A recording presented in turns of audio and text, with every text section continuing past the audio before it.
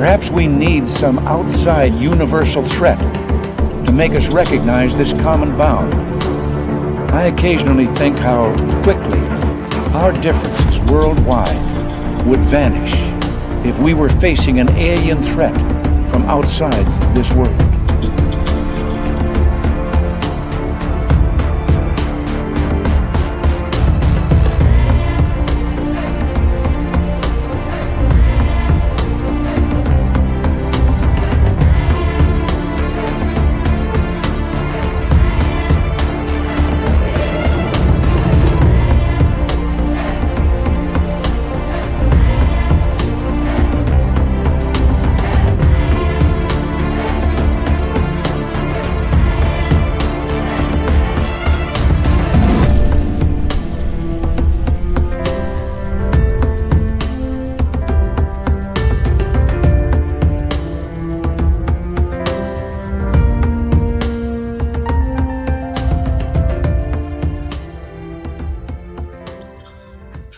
Good evening and welcome to Spaced Out Radio tonight. My name is Dave Scott. Thank you so much for taking the time to join us. We very much appreciate earning your listening ears wherever you are on this beautiful planet we call Earth. Hello to everyone listening in on our terrestrial affiliates around North America, and good to have you all here tonight. Geraldine Orozco will be here momentarily, as I seem to be having a little bit of a YouTube issue. Let me just kind of check this out as to what is going on here and why. Okay, I see all of you, but I'm not seeing. Bear with me here. Why am I not seeing that on my YouTube channel? Hold on. We got a little bit of a snafu happening here. Oh, there's the one right there. Okay, there we go. Now I'm ready. Let's say hi to a race fan in the gold medal position tonight. We have Logan L with the silver. Applesauce taking home the bronze medal tonight, so thank you so much. And there's Kevin. How are you? And Michael Boris. Hi, Sandra. Hi, Sandra. Hi, Sandra. Sandra will be signing autographs after the show, by the way. Line up to the left of the studio, if you don't mind. To the left of the studio.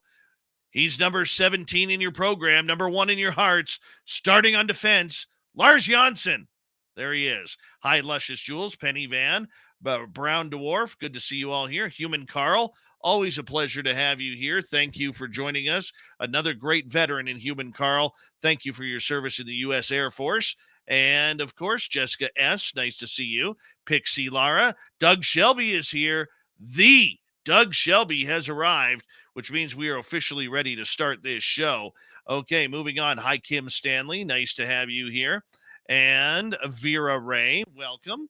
And who else do we have here? Millennium, my man. How are you? W. David Page, Judy of Gaul, or maybe it's Judy of Gaul. Chillgasm is here. Chillgasm will be signing autographs after the show as well. Line up to the right of the studio, if you don't mind. To the right of the studio. Monica, thank you for joining us. Hi, Robert Lamoth and Obi Flett.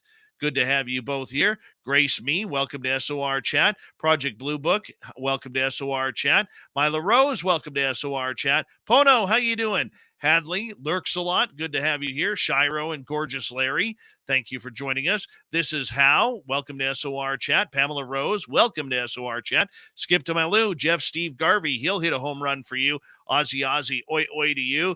D. Cohen, nice to have you here as we continue on here with our roll call, saying hello to everyone. Vinman and Cedric. Hold on, let's get the radio side started here. That way we can let in Bill WD40 to come on in and lube us up on the Spreaker chat. All right, moving on. Here's Zenzabil. Good to see you, Sweetly Morbid Bear. Eva and Deb from SAC. Welcome all. David Rice, welcome. Hey, TMI Kevin. Good to have you here. Corey Cole, thanks for joining us. The lovely Kira, thank you for coming on in. Hi, Kevin Parkinson. Welcome to SOR Chat. Linda Jacques, welcome to SOR Chat as well. Lots of you coming over from Geraldine's live feed. That is awesome. Phil the Stalker, Baby Boy, good to have you both here. Jorgen Johansson, he's starting in goal tonight, number 35 on his uniform. Yeah, he has a 1.98 goals against average right now. All right, moving on. Pam Smith, Gizzard Nuts, how you doing over there on Twitch? Good to see you, buddy. And we're almost caught up here. Almost. We're like 30 seconds away. Greenfield Drone, welcome to SOR chat. And yeah, my beard is looking nice tonight. It is. I'll be honest. Chris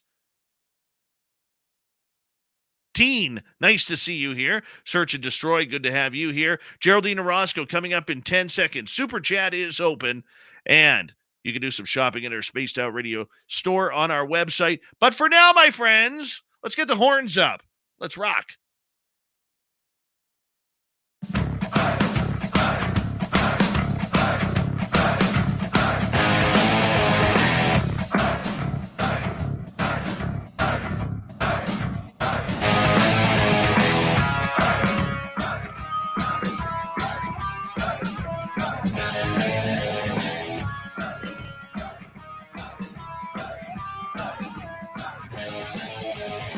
From the mountains of central British Columbia to you listening around the world, this, my friends, is Spaced Out Radio.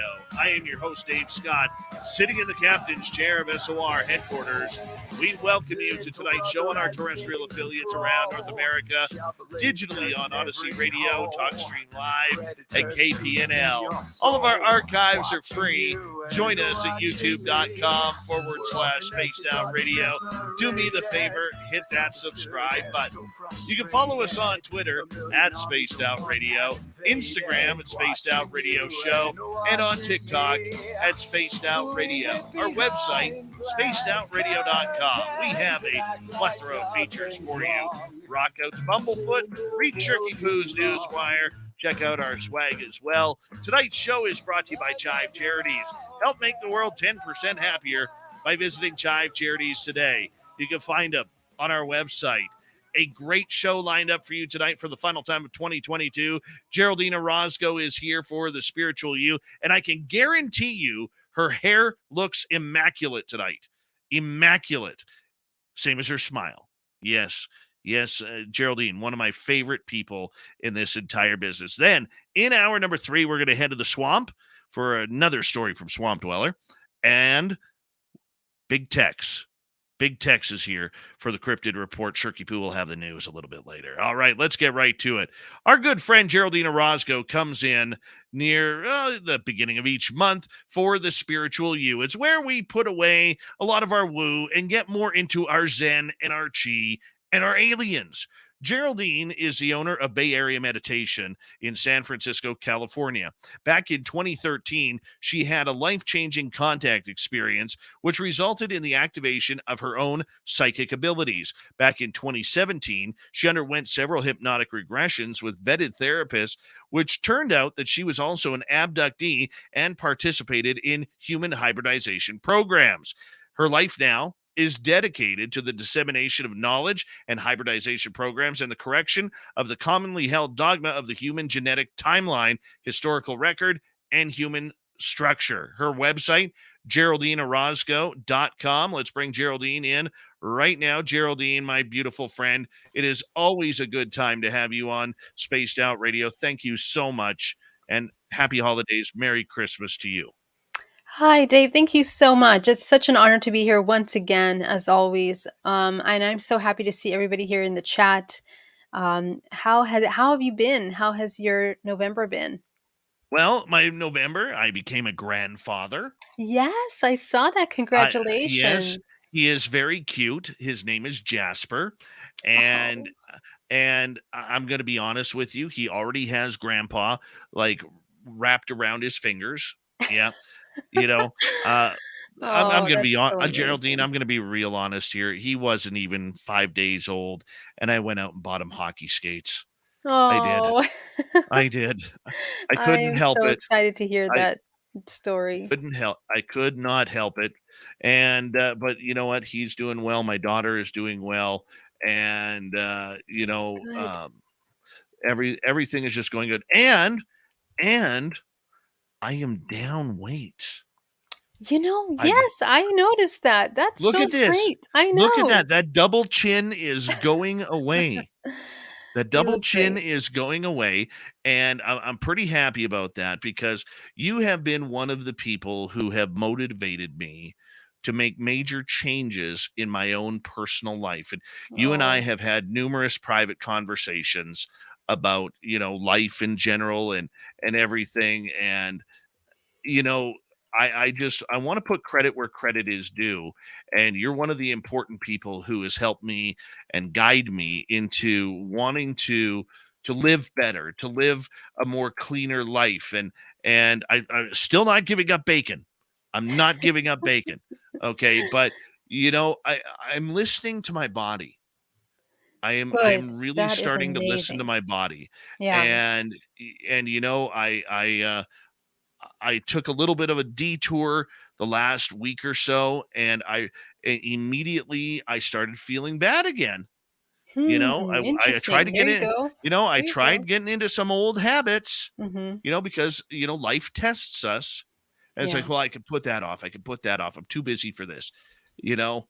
And I started feeling like crap again. So now all of a sudden, I'm back drinking water again. I haven't had anything but water today. No iced tea. No nothing that would I would use as a chaser just to, spread things out a little bit. I can't do that. I Good. you know Wow. and That's so beautiful. the best part about it is in my Hmm. daytime job today, my own family doctor, he's a client of mine. He walked Hmm. into my office today, and the first thing he said to me was, since I last saw him, was, "Man, you're losing weight." And I Wow. went, I went, "Yeah, man." He goes, "How much?" I said, "I don't know, but I know my t-shirts are starting to fit a lot better." Wow, that is so exciting, Dave. I'm so proud of you. And, I love that you talked about like intuitively seeing what your body needs. And, it's okay to try and see if you can go back to the old diet. And as you see, your body doesn't want it anymore. So, I'm so proud of you. Good for you. You look great. Yeah. Well, you know what? It's a matter of trying to it's a flush. Hmm. I've got years of toxins in my body Yeah. from Yeah. caffeine, my addiction that I had to Pepsi, my addiction to Tim Hortons ice caps. God, they're good. Oh, they're so good. you know, but Oh, yeah. I have years of abuse on my Hmm. body, and that's Right. literally what I was doing is I was causing physical abuse to myself That's internally. right. Yeah. And I never looked at it that way before. Right, exactly. So now that I mean, what's amazing is that as you also lose weight, and I see this a lot with my clients, that they also begin to notice that they have less emotional, like stagnant emotions or suppression of emotions are less and less as they lose weight as well. So it's very much an emotional thing as well. It's going to help you to heal any kind of emotional traumas as you work along. So Oh, for sure. yeah, it's a powerful journey. For sure. And how do you break through those dark parts of the mind? Because here's my thing, Geraldine. To me, it is a constant battle.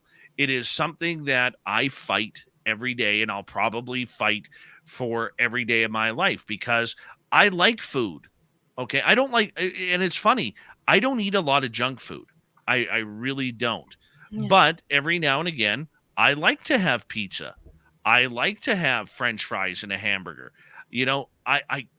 I get bored of drinking water, and I've always, ever since I was a kid, loved drinking iced tea or the odd Pepsi or something along those lines. But those are all habits that we have to, if not moderate to a very strict level, cancel out because I felt it the last week and a half. I just felt, here we go again, and then Hmm. I had to snap myself back into it. Yeah.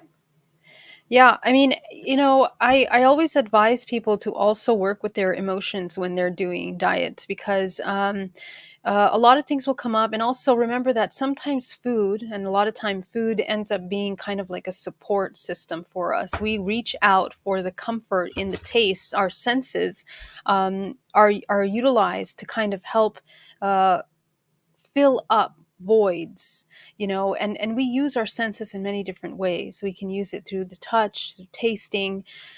So when we become addicted to sugars, for example, or something sweet, we literally are triggering chemicals in the body that allow us to feel safe or to feel nourished. And most of the needs, the really root subconscious needs behind all of those addictions, are the need for love. This is basically what the human nature requires, is to have a love. And so until we do that emotional work to first understand what love is, feel love, and feel that lack of love in the body, we realize we don't no longer need those kinds of sweets. We no longer need those things that we were once addicted to. So it goes hand in hand. I also see that a lot of clients utilize, even myself in the past, have utilized food and gaining weight in order to protect ourselves in difficult relationships or emotional situations that are straining for us. They become like a barrier to help protect us because of the suppression of emotions for long amounts of time since childhood. Usually it's traumas that have never been addressed, and we store all of that in the body, and it becomes kind of like a armor. And when people finally address that root emotional cause, it's almost like the weight just immediately comes off, and they don't need to have it back on again as an emotional protection. This is I see a lot of this in people that have experienced any kind of abuse: physical, sexual, psychological abuse. We're kind of looking at these kinds of ways of coping. So the relationship with food is a big one.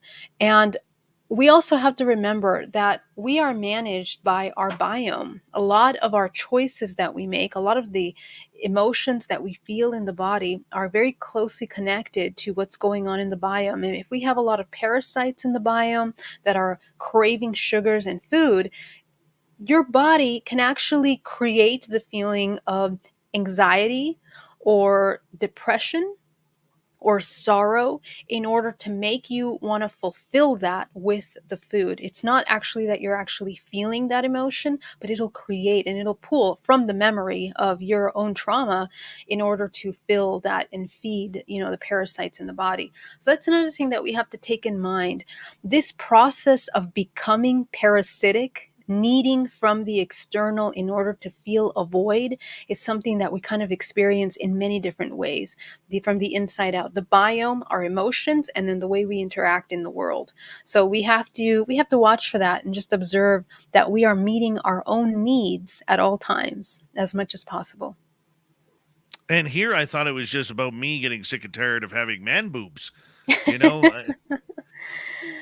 Well, that too. Yeah. well, I mean that's what did it for me. But you know what? You're right. It is a mental challenge that we all have to go through, Yeah. and sympathy eating, eating out of sadness, sorrow, or anything like that. It is just as much of a disease as it is for Yes. alcoholism or drug addiction or being a sexaholic or whatever it may be. I mean, we have to transform and find strength within ourselves, and that's where a lot of people fail, is we Mhm. don't see the value of ourselves. And over 2020, you and I have talked a lot about value this year. Yeah. What is our value? Can you look at yourself in the mirror and say, you have value? I love you. It is one of the Right. most difficult things I have ever done in my life, was look in a mirror and tell myself I love you, because it is every piece of hatred that I had about myself comes out. I'm too fat. I'm too ugly. I'm not. I don't have money in my bank account. I drive a boring vehicle. I don't have. I look at my friends and look what they have. All your insecurities come on out. But in reality, we can only concentrate on what we are doing, and Mhm. that's what gives us value. Right, exactly. And that's where we enter into the journey of self love, unconditional self love. And this is really where we begin to really change these external mechanics, vices, and things that are counter creative into actions that are creative and creating something positive for ourselves. But all of it starts in the way that we feel about ourselves, because essentially the world that we experience external to us is a projection of how we feel internally. So if that internal way of looking at yourself is inverted, or it's off in some way, it will affect our ability to manifest, to procreate, to connect, to explore, to um, make change in this world, to heal even. And we end up actually with a lot of illnesses and sicknesses in the body, as a result of these belief systems of actually the rejection of your own self. That rejection of your own self becomes a parasitic dynamic with yourself, where you don't feel that you even have the ability to fulfill your own needs or that of others. And this kind of belief system creates an electrical imbalance in the body that provides a perfect environment for illness. And this is where we're seeing cancers in the body, autoimmune diseases, where the body wants to attack itself because it essentially, we hate the self so much. So it's really important that we take a look at our relationship with how we see ourselves and address it as soon as possible, heal from that. The mirror work that you're mentioning is one of the most powerful things. I've also gone through that journey. It is amazing that when you look at yourself in your eyes, you begin to see yourself as if a third person looking at your own self. You begin to notice that your eyes, your own face, can hold memories in the muscle memory and the expressions of your body, everything that you've ever gone through. And when you begin to face that, it can be terrifying, because you don't know how to handle those very strong emotions and observations. And oftentimes it's judgments that we have about ourselves and things that happen to us. So this is the process where we have to really support ourselves. And one of the most powerful ways to do that is by learning how to come into more of an observer than a judger of yourself or the things that have occurred to you. Um, this immediately allows you to pull away from having to compartmentalize things that have occurred to you, or perceptions that you formed about yourself, so that you are able to go beyond that. Because we're very addicted to those perceptions. They literally become our personalities, our life. The careers that we choose, the partners that we choose, are all built around these ideas about ourselves. So when we have to tear those down, it can really be difficult for the human. We need to be able to understand that we need to move beyond that and see ourselves as all and nothing simultaneously. This is essentially the where we want to try to go to.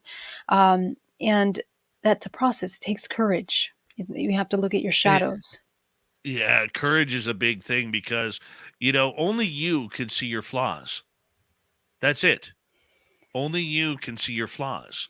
And I think the more you push yourself to see the actual beauty that each of us have, it doesn't matter whether you're 200 pounds overweight or you're anorexic or whatever it may be. We all have that ability to shine. And I mean, I'm not saying that to be like overly enthusiastic and everything is about tree hugging or everything like that. But I mean, it is reality because society being the way it is, with everything being so fake these days, like social media and the pictures, I mean, that we put up. We'll never put an ugly picture of ourselves on Facebook, but if we see one where we are gleaming and shining, boom, there it is on Instagram or Facebook or wherever it may be. We're Yeah. always trying to hide. We've created our own facades that we can't even see through anymore spiritually. Exactly. Yeah. And so it's unfortunate, like in our age and time, where uh well, I think we're getting out of that now, though, because it was worse in the 80s and 90s, where very specific images were really being pushed into our society, and that caused a lot of imbalance in the way people see themselves. But we have to understand that a lot of those images of how we want to look or we think we should look are products of marketing, systems in order to sustain entire economies and productions of products and consumerism.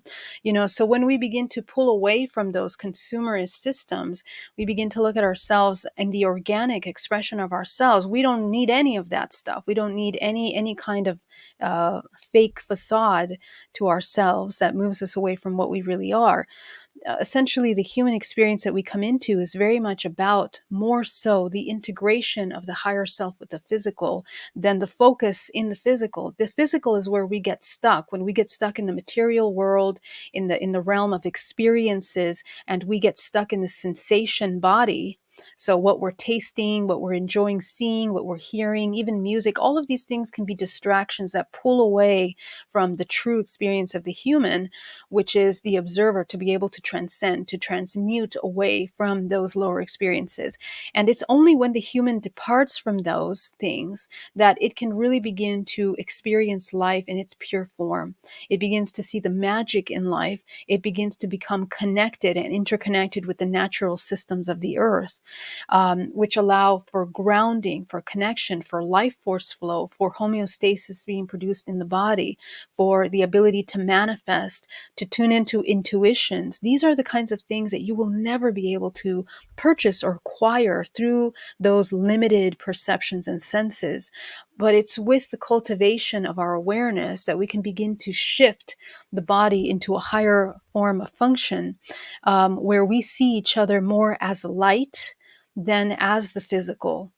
And this is one of the things that really helped me in my journey break away from those ideas of needing to most of our desire to consume things and to have these images is all based in the need to feel accepted, loved, and appreciated by another.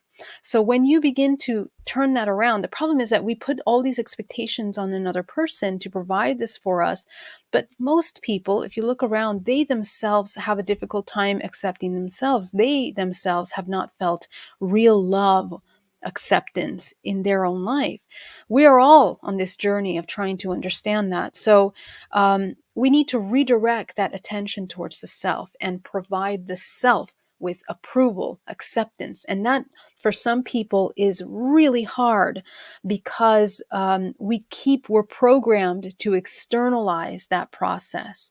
And it's a reward system process. It's like a chemical drug, right? To get approval from others that allows us to feel, a false sense of safety and security. So that does have to be interrupted in order for the human to be able to see the true essence, which is we are life force and we are infinite potential.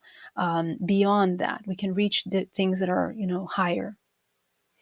I got to ask you, with about 90 seconds to go before we take our first break here at the bottom of the hour, how do we reward ourselves, considering we are so hard on ourselves regarding finding out who we are and what we're all about? So, suffering, essentially, or the concept of hurting the self, would be, what do we hurt? We become hurt when we have a very specific idea or perception about a part of us or ourselves. And when usually that part of us is very difficultly formed by programs and sensations. See, we create programs and perceptions about ourselves from the womb until the age of 7. In those ages, we're learning from mother, father, or the lack thereof, in order to form the way that we see ourselves, the role that we play, and the way feminine and masculine is being represented in our world, through us and around us. So when those things are out of balance, our perception of ourselves is also out of balance. And so from there, we begin to create habits of survival. And those habits of survival, in order to relate with others, end up producing what we know as our personalities and our identities. So those identities, our identities, are very much a product. Oh, go ahead. Well, you know what? We'll get to it. I'll be What right is back. our identities when we return Okay. on Spaced Out Radio, The Spiritual You, with Geraldine Orozco? Yes, we're finding our Zen and our Chi tonight. GeraldineOrozco.com is her website. We'll be back right after this.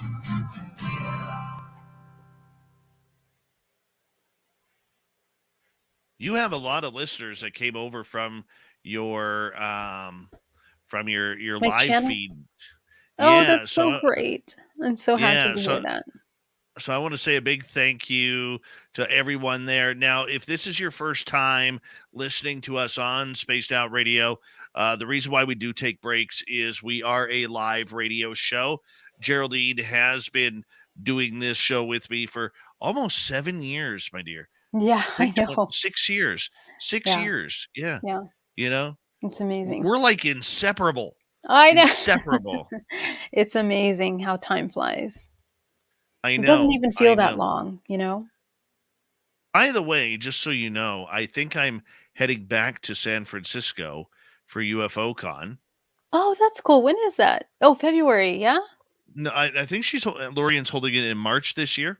Okay, okay, cool. Cool. Well, that's So great. Will you if that happens, I'm going on record. It's my turn to buy dinner. All right, wonderful. Well, we'll definitely connect when you come into town for sure. That'd be so Yes, fun. for sure, We'll for have to see sure. what day that is. I don't know. I haven't seen any information I about it. forgot. So I forgot. yeah. I just know that it's. I think. I hope it's in March because by then the snow is off the roads here. Oh yeah. Yeah. Mm-hmm. Not that it mattered before, but Why just now? Why? Because it's easier to drive. yeah. You know, I know you've never owned snow tires before, so Nope. Yeah. all right. Is it snowing pretty bad? It actually has taken the evening off. Hmm. Wow. Are you I know. serious? Wow. Yeah. Well, if you were with me the other night while I was in studio, it was minus 27 degrees Celsius outside headquarters. 27. Oh my God.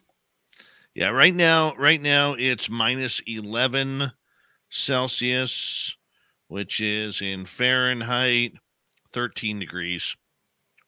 So it's My gosh. That is yeah. freezing cold. I don't know how you guys do it. And That's amazing. oh my, we're not even getting snow the next couple days. When do we get snow again? Saturday. Saturday we are scheduled for snow again. Yeah.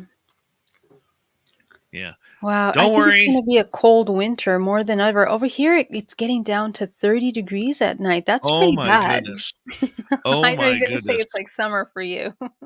How does one live? How does one live? I was working outside today in a hoodie. In a hoodie. Yeah. I I had already gloves wear on. like 7 I sweaters when I go out. well, I mean, you know what? You need to invest in one of those jackets where literally it has like right here a little push button that when it gets cold, you hit the push button and your jacket warms up. Ooh, that sounds good. But what about radiation? Is there any problem with Well, no, it's battery operated.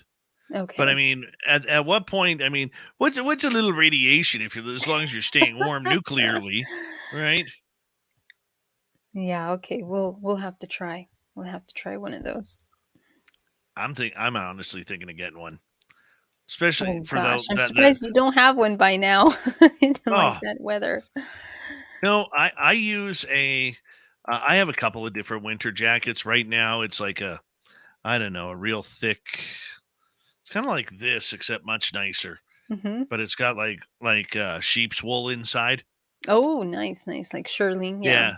Yeah, Mhm. yeah. So it keeps me nice and warm. Oh, You know, beautiful. yeah. Never had snow tires, eh? Never. I think I did drive in snow one time when I went to Tahoe, Oh but yes, I don't think we even needed chains for some reason that one yeah, time. But yeah. yeah, You've heard it here first. Geraldine Orozco has never owned snow tires. Ever. All right. We have about 30 seconds here, my friend.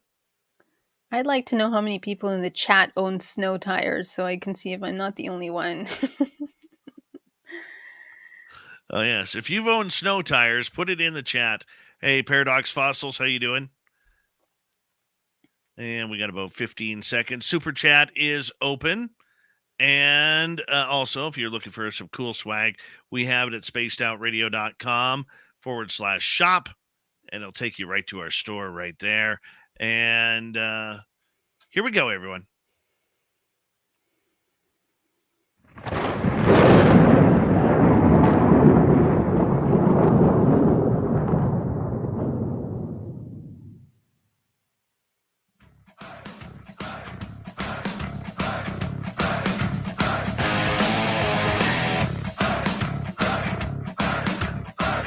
Second half hour of Spaced Out Radio is now underway. Good to have you with us. My name is Dave Scott. Very much appreciate you tuning us on in. Want to remind you that if you missed portions of this show or others, check out our free archives at youtube.com/Spaced Out Radio. Do old Davey the favor. Hit that subscribe button. Our website is spacedoutradio.com. We have a plethora of features for you. Rock out to Bumblefoot, read Shirky Poo's Newswire. Check out our swag as well. Follow us on Twitter at Spaced Out Radio, Instagram at Spaced Out Radio Show, and on TikTok at Spaced Out Radio. Near the beginning of each month, Geraldine Orozco comes in for the Spiritual You. This is her final appearance of 2022. Over 6 years, Geraldine and I have been doing this. And I found out something right during the break. Our radio audience couldn't hear it. Being in San Francisco, Geraldine has never owned snow tires. Never owned snow tires. Never had to. Even at the hills of and the streets of San Francisco, never owned snow tires. And she put the challenge out to our audience in our chat rooms. And I got to say, about 80% of them have owned snow tires, Geraldine. They have not. I'm watching the chat. 80% at least. Wow. At Well, least. you know what? That's amazing. But you guys are just troopers out there. Stay warm, you guys. Stay safe and stay warm wherever you are. You know what I'm going to do this weekend, Geraldine, just to bug you? What? I'm going to fire up my Jeep and I'm going to put the top down on it when it's snowing, and I'm going to go riding in 4x4 mode.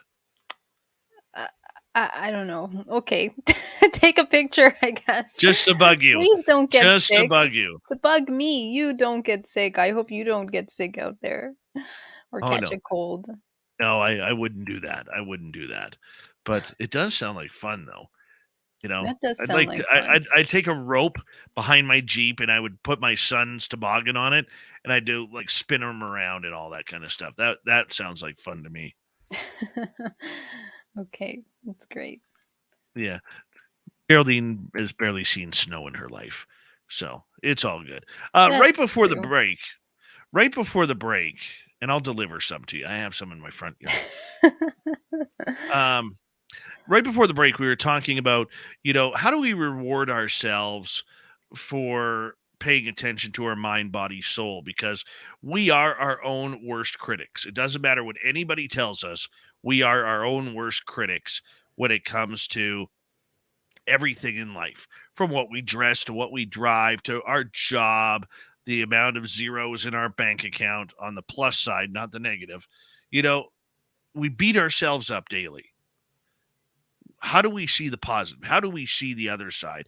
Especially going into the time of year now where Christmas is right around the corner. And now we feel that we all got to go spend hundreds, and for some thousands of dollars that we don't have on presents, and just for one day of the year. Yeah, well, I think a lot of people, and I'm hoping a lot of people are kind of moving away from, the focus of making Christmas more of a consumer celebration and looking more at, focusing on the family, genuine interconnection, relationships. But I mean, it really just comes down to what we were talking before the break about self-love, learning how to cultivate that love and understanding what love is. And for many people, as I was mentioning, not a lot of us know even what love really means. And it really isn't until you sit with your darkest shadows, all of the deep, dark, suppressed traumas, that you can begin to understand in layers how these information store within the body. So if you're somebody that has a lot of insecurities, if you sit with those insecurities, you begin to notice that underneath those layers, there are fears, anxieties, doubts, angers, suppressed resentments, and all of those emotions are products of programs and belief systems and learned ways that we've kind of adopted from our parents and our immediate environment. So to understand what love is, if you go down the list of those emotions, you're going to discover that at the root of most of those emotions is actually fear. They are rooted in fear, and they are many kinds of manifestations of fear.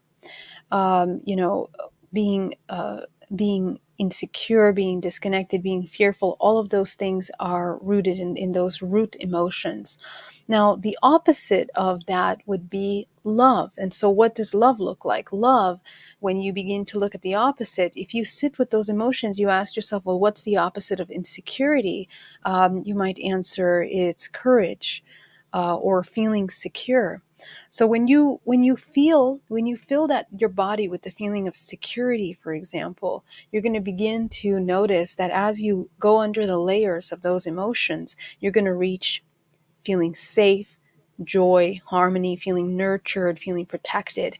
And that process of identifying those emotions is how you define your language of receiving love. And so this is how you would define love for yourself. Every person has a slightly different way, or way that they reached farther away from love. So we have to go back and trace back the programs that made us separate from love in order to embody that. So now that you have that list, this is going to be your checklist for what you need to constantly provide yourself in order to feel safe in an environment. So let's say with the holidays coming up and we have all these people buying things, doing things, going to these family gatherings, there might be a lot of family issues, triggers, comparisons, insecurities, comments. All kinds of triggers are going to come up in the family circle. And so this is a perfect opportunity for you to have a list with you of how you access self-love. And as soon as you begin to feel a trigger from, let's say, aunt something says something to you, and immediately you begin to start feeling insecure about yourself, grab the list. And I know it's going to be funny, you're walking around with your list, but trust me that this will be a very powerful tool for you. And essentially, this will become an automatic thing that you begin to notice down your list what it takes for you to feel safe. So you begin to see love, nurturing, protection. So you will provide that for yourself in that moment. Give yourself love, give yourself protection, give yourself acknowledgement, acknowledge yourself, accept yourself. If you have to hug yourself and embrace yourself. This act of love creates serotonin in the brain that allows you to feel safe in your body. And these chemical overrides the wiring of being in survival that we're very addicted to. So this is how we begin to break the process of being in survival state and override it with the process of being in love with yourself, but aware and providing your needs, supplying for your needs. So this really creates a system that is it's founded in a profound understanding of yourself, and it will create long-term change in your life, so that whether it's the holidays or not, these external things will no longer trigger you. And it allows people to feel joy, bliss, love states that are genuine, that are actually accessible.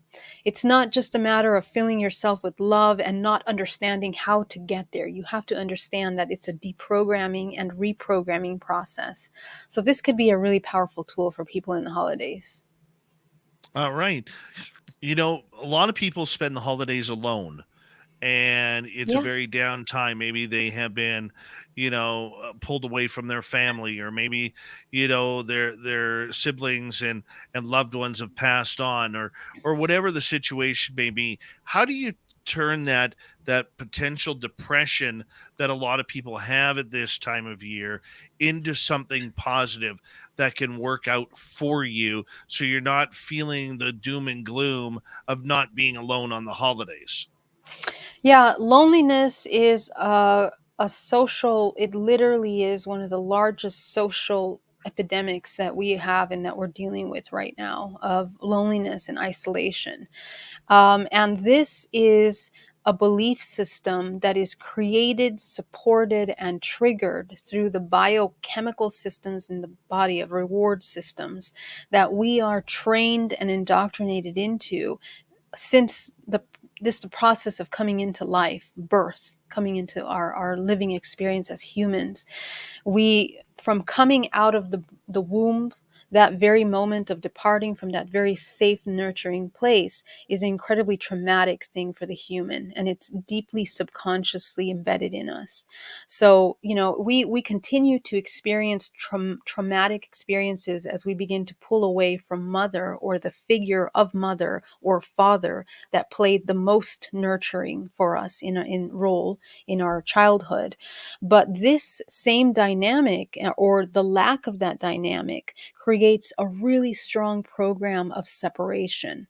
And that program becomes even more reinforced by social engineering, which is implemented through entertainment industry, music, television. Even the education system implements a lot of ideas of culture and even religion, creating these compartmentalized ideas of ourselves and others.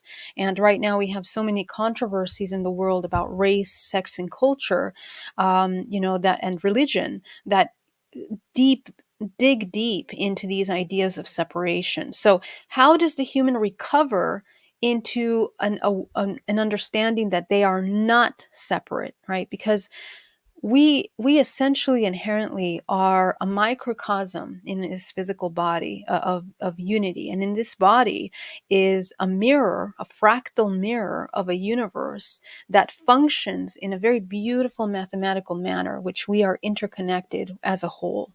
The body exists and comes into form through this intelligent set network of self-organized systems that brings every cell into perfect function. So with that kind of intelligence that we live in, our existence in this human experience is very much exact and designed. So every person that I hear that says, I don't belong in my family, I don't belong in this earth, I'm by myself, I'm isolated, simply needs to look within at first to begin to understand that we are actually, the fact that we exist in itself is somewhat of not really a miracle, but it really is uh, infinite cycles of cause and effect that are interconnected, that we can't even understand as humans. In other words, your existence is so important to the collective whole, and your purpose plays a powerful role in the collective. And so that's not just abstract concept. It's literally biologically, biochemically encoded within this organism. So the idea of being separate and alone has to be kind of dissolved. And we can dissolve that by understanding that all of these external stimulations that have trained us to look outside of us in order to create compartmentalized thinking is an inversion of the truth. The body and the mind in itself, when we create integration between the higher self and the physical, we begin to produce and become generators of life force in such a way that we can meet all our needs, meet every need.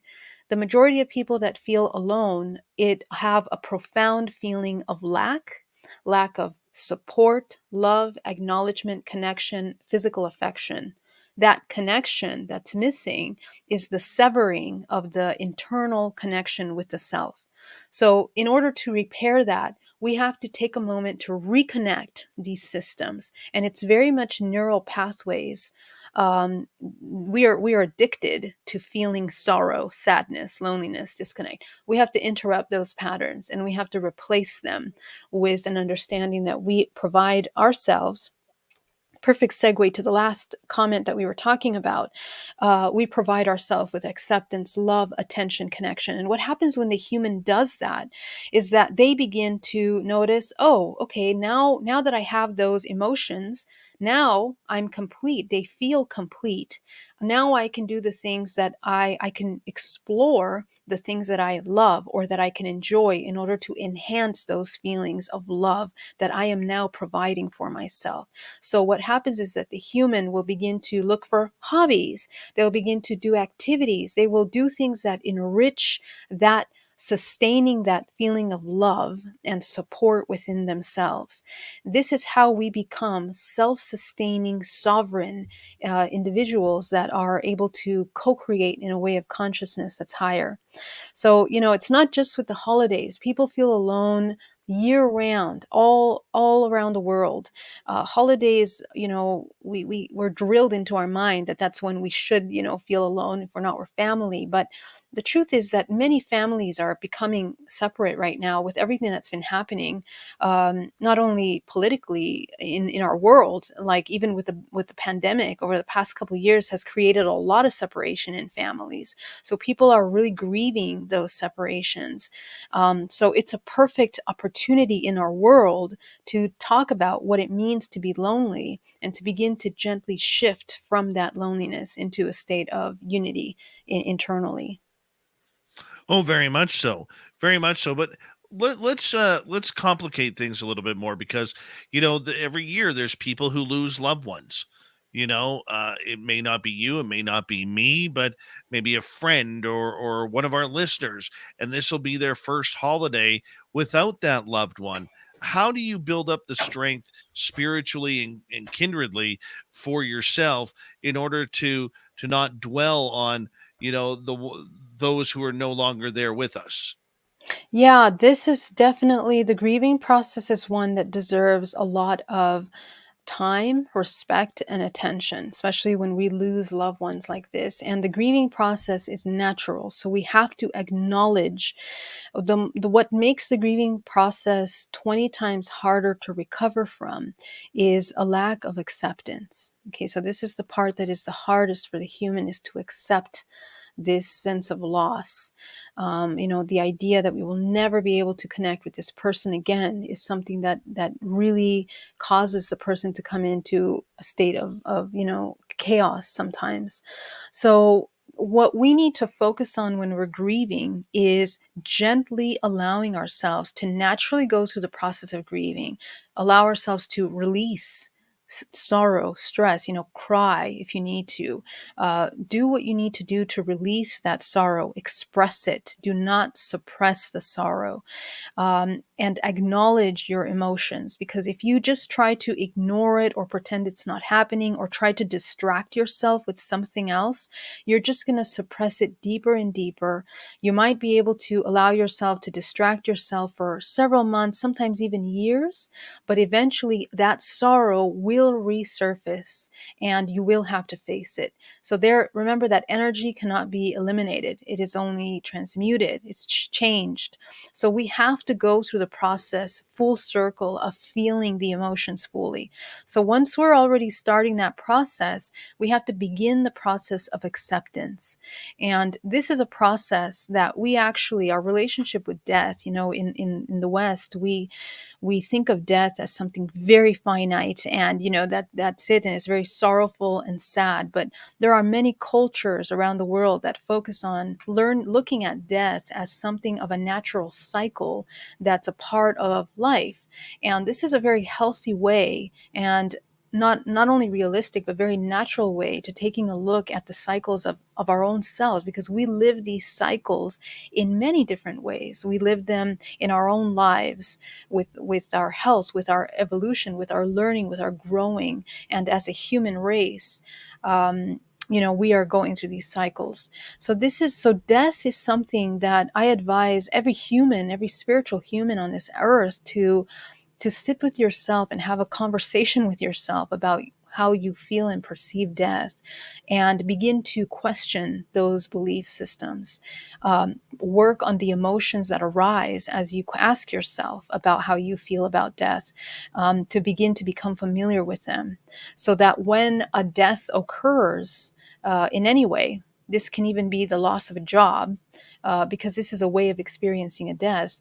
You know, we are so unprepared for that we can go into deep depression that can take us off years. It can really affect your life. So becoming friends with the ability to process death, and that cycle, is, I think, something that's essential for every human. And the acceptance process of that cycle can alleviate any kind of sorrow and prolonged suffering from death. Another thing that I will also add is that when we're learning how to accept death, um, we are also learning how to be okay with change. With any kinds of changes that can happen in life. And this exercise is something that also assists us in our spiritual work. Many ancient cultures train the process of dying through going into dream state and learning how to become conscious in dream state in order to navigate dream state, in order to train themselves for the time that they die, when they leave the body. So this is a very powerful practice that can be done as well. And it's when you look at that process of the life after death, or what occurs after death, you begin to notice that maybe that emotion is not necessary. It's not necessary to grieve something that is impermanent. We're experiencing impermanence in many different ways. Yeah. Very true. Very true. We got 2.5 minutes to go here before we got to go to break at the top of the hour. Geraldine Orozco and the spiritual you continue here. The fact that we must grieve, the fact that we must, be able to shed our true colors and our true emotions, that is healthy. That What does that release do when you are finally able to let it go? What happens to your body? Wow, it is such a huge shift that happens in the body, because emotions are energy, they're life force. And each emotion has a different vibrational frequency. We are made up of many vibrational frequencies that self organize in the body and process through the different endocrine organs in the body. And these endocrine organs are interconnected with our nervous system and are interconnected with the chakra system, which are vortices of life force at different ranges of frequency. So our bodies kind of function like routers that we are inputting and outputting experiential data, and we process it through these systems. We absorb vibrational inputs through our five senses, through feeling, taste, touch, hear, sense, feeling. And as we input them, they are processed through the body, through the nervous system, and then the brain sends signals through the brain that allows the body to release chemicals, which either tell the body if what we're experiencing is safe or not safe. And then we have these chemicals that produce emotions in the body. Okay, so these reactions that we are experiencing, this process also stores emotions. When we have feeling body and the brain doesn't have a filing cabinet for the experience that we're having right now, it's an experience in an unknown situation. We experience fearful result. We have fear as a result. And this is the definition of trauma, when we have unknown experiences. So this trauma creates kind of like a suspension energetically in our timeline, and it is recorded in the body and suppressed in the body. And when we don't address these traumatic experiences where we didn't know how to handle the unknown, it accumulates over time, and we suppress emotions more and more, so that when we begin to kind of, oh, go ahead. No, We'll be right well, back. we'll be right back. Yes, our good friend Geraldine Orozco, GeraldineOrozco.com. 1 hour down, we have this lovely lady for another 1 hour here on Spaced Out Radio. The Spiritual You happens every month on this show. We'll be back with hour number 2 next.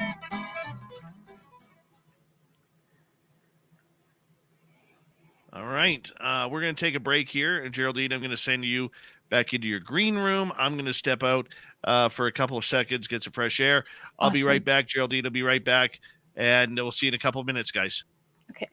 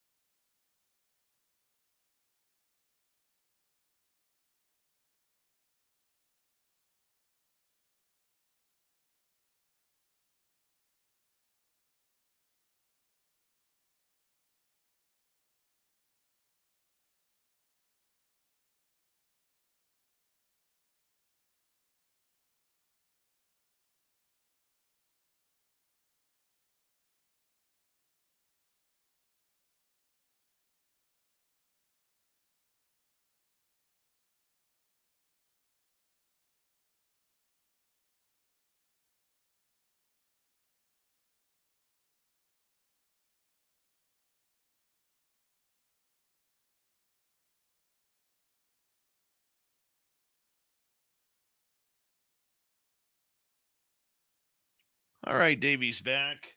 Geraldine will be with us momentarily. And we got another hour with her. And we're going to have a great old time. Great old time with Geraldine. Like we normally do.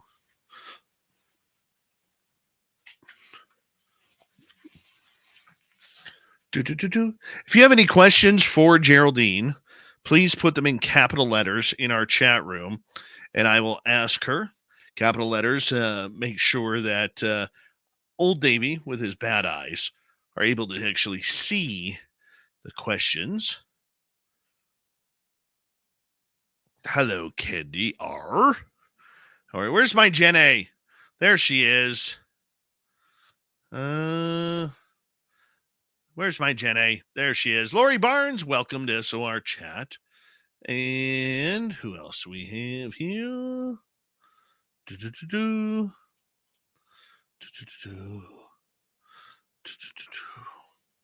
Here we go, everyone.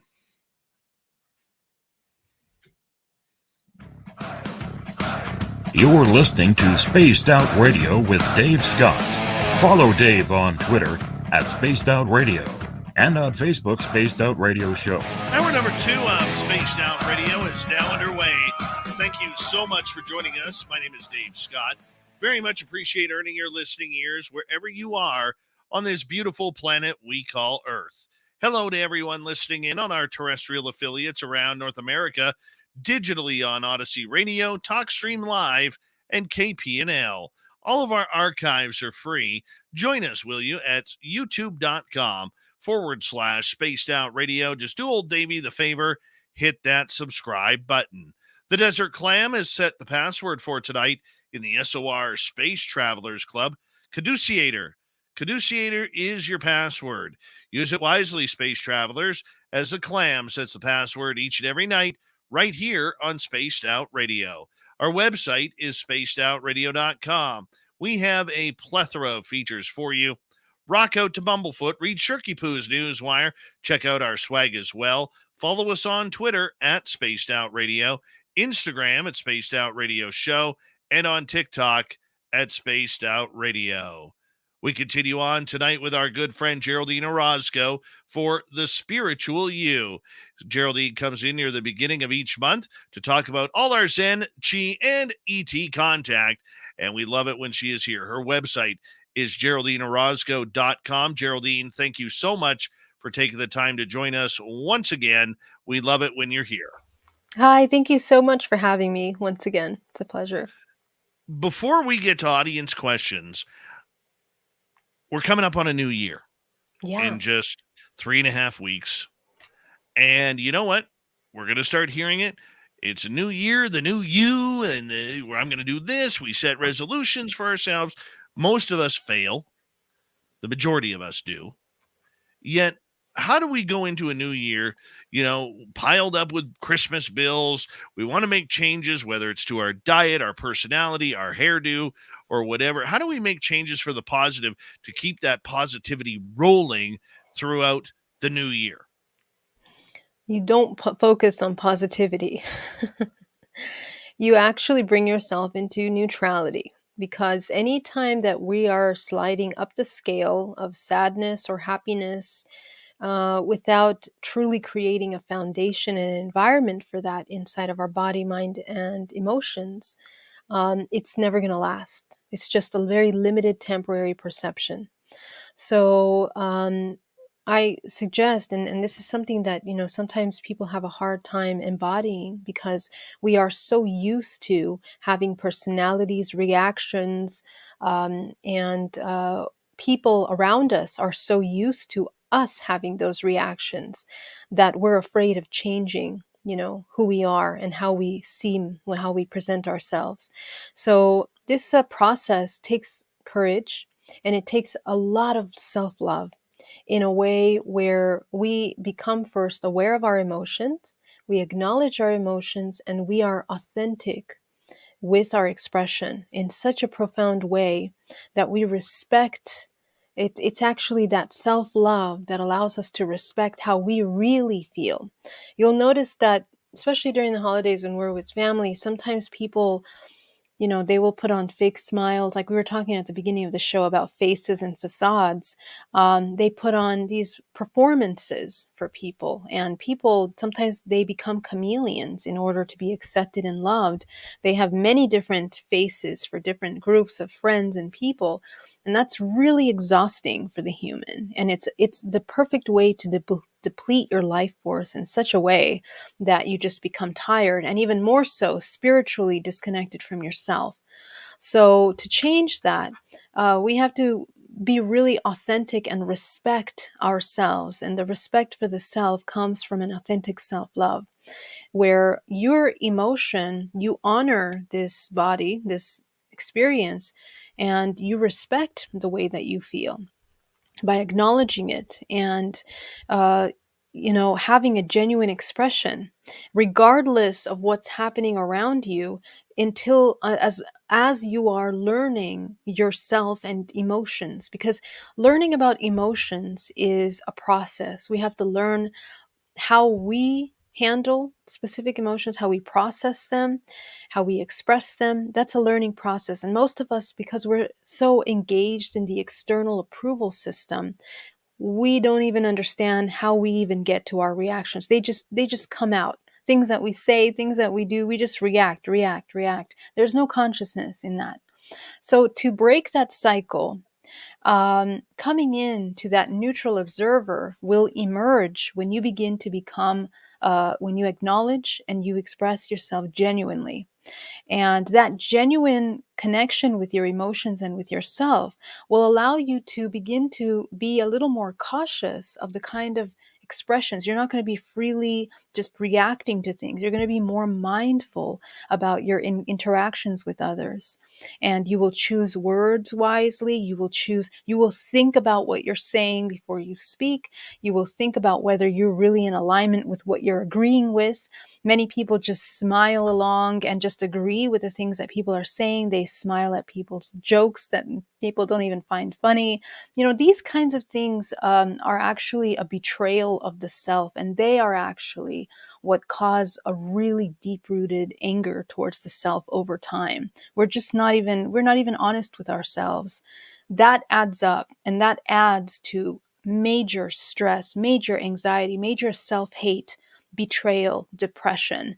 So if you look at this root and then you pile on all these other things that you mentioned, bills, family issues, the New Year's pressures, people explode. So we need to be kind to ourselves and change from being in a survival state into a state of being congruent with who you are, what you are. So in this year, if you would like to make a change in your life, I invite you to do this practice, to take a look at who you are authentically, without the mask, without the pretending. And from there, you will begin to create a new understanding of yourself. And you'll notice that it's less reactionary, more congruent, more calm, and you will be able to come into more of an observer. Imagine that you're constantly exploring things like a child. A child doesn't have judgments about many things. It usually just explores many things. So if you come into that childlike state and just kind of explore everything without judgment, you'll notice that you'll be less tired at the end of the day. You will have less emotional outbreaks, rises and falls, like a candle in the wind. You're being taken left and right emotionally. And you will also create a stronger connection with yourself and with your truth. So I would really invite you to try this in this new year, instead of trying to create a false sense of joy and happiness that you really may not even feel. I love it. I love it. All right, let's get some audience questions here. Let's start with Pam. Geraldine, where is the line between somebody being confident and narcissistic? Yeah, actually, those are opposites. Narcissist personality types are actually the absolute opposite of confident. even though they may project. And there's different kinds of narcissists. There's the very, grandiose narcissists that are very, oh, I'm so great, I'm wonderful, and they really express that. But there's also narcissists that are very quiet, and they will play on victimization, manipulation of perceptions, in order to manipulate and get what they want. So how do we actually define the narcissist? The narcissist is actually very much self-serving, in that it is looking to meet its own needs without the awareness of the needs of others or consideration of others.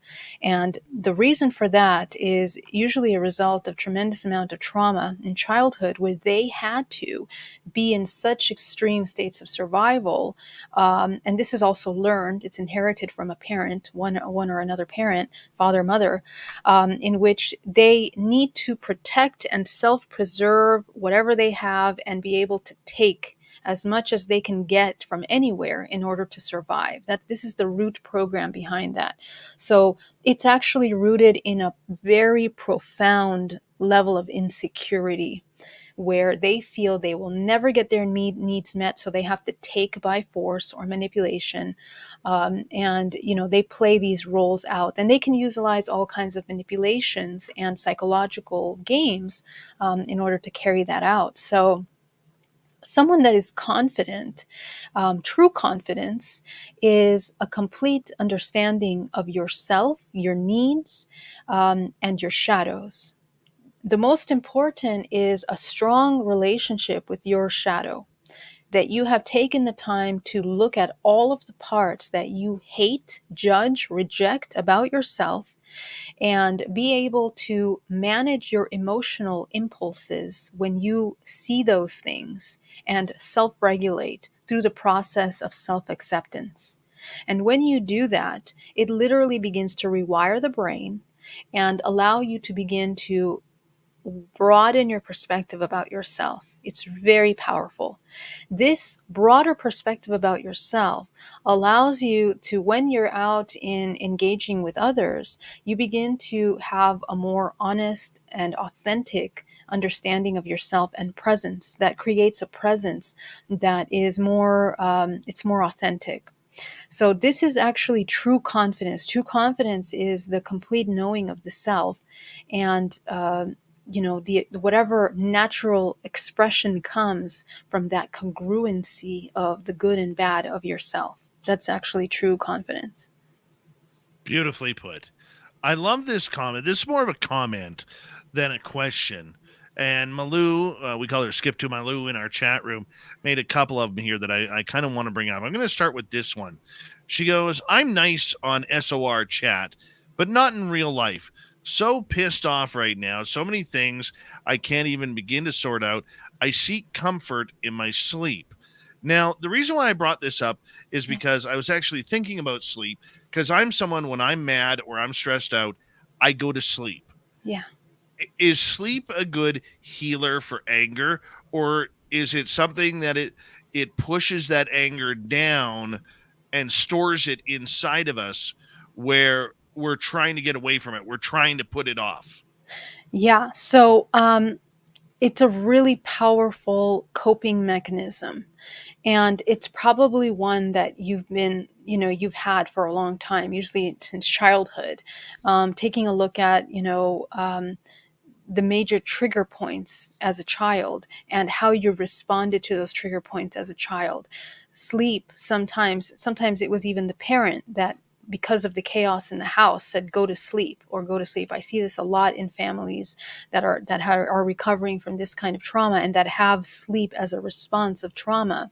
But it's a trauma response. And what happens with that is that because the emotions are so strong and overwhelming, the body goes on overdrive, and we completely deplete our life force in such a way that we are incapable of sustaining balance. So the body has to go recharge immediately, and just literally you will be able to sleep anywhere. You will just pass out, or you just need to get somewhere to get rest. So what we need to do to begin to work with this is to, first of all, let's look at the root of why we become angry, right? So the things that make us angry in life, it can be millions of reasons, right? All kinds of anything can be a reason to make us upset.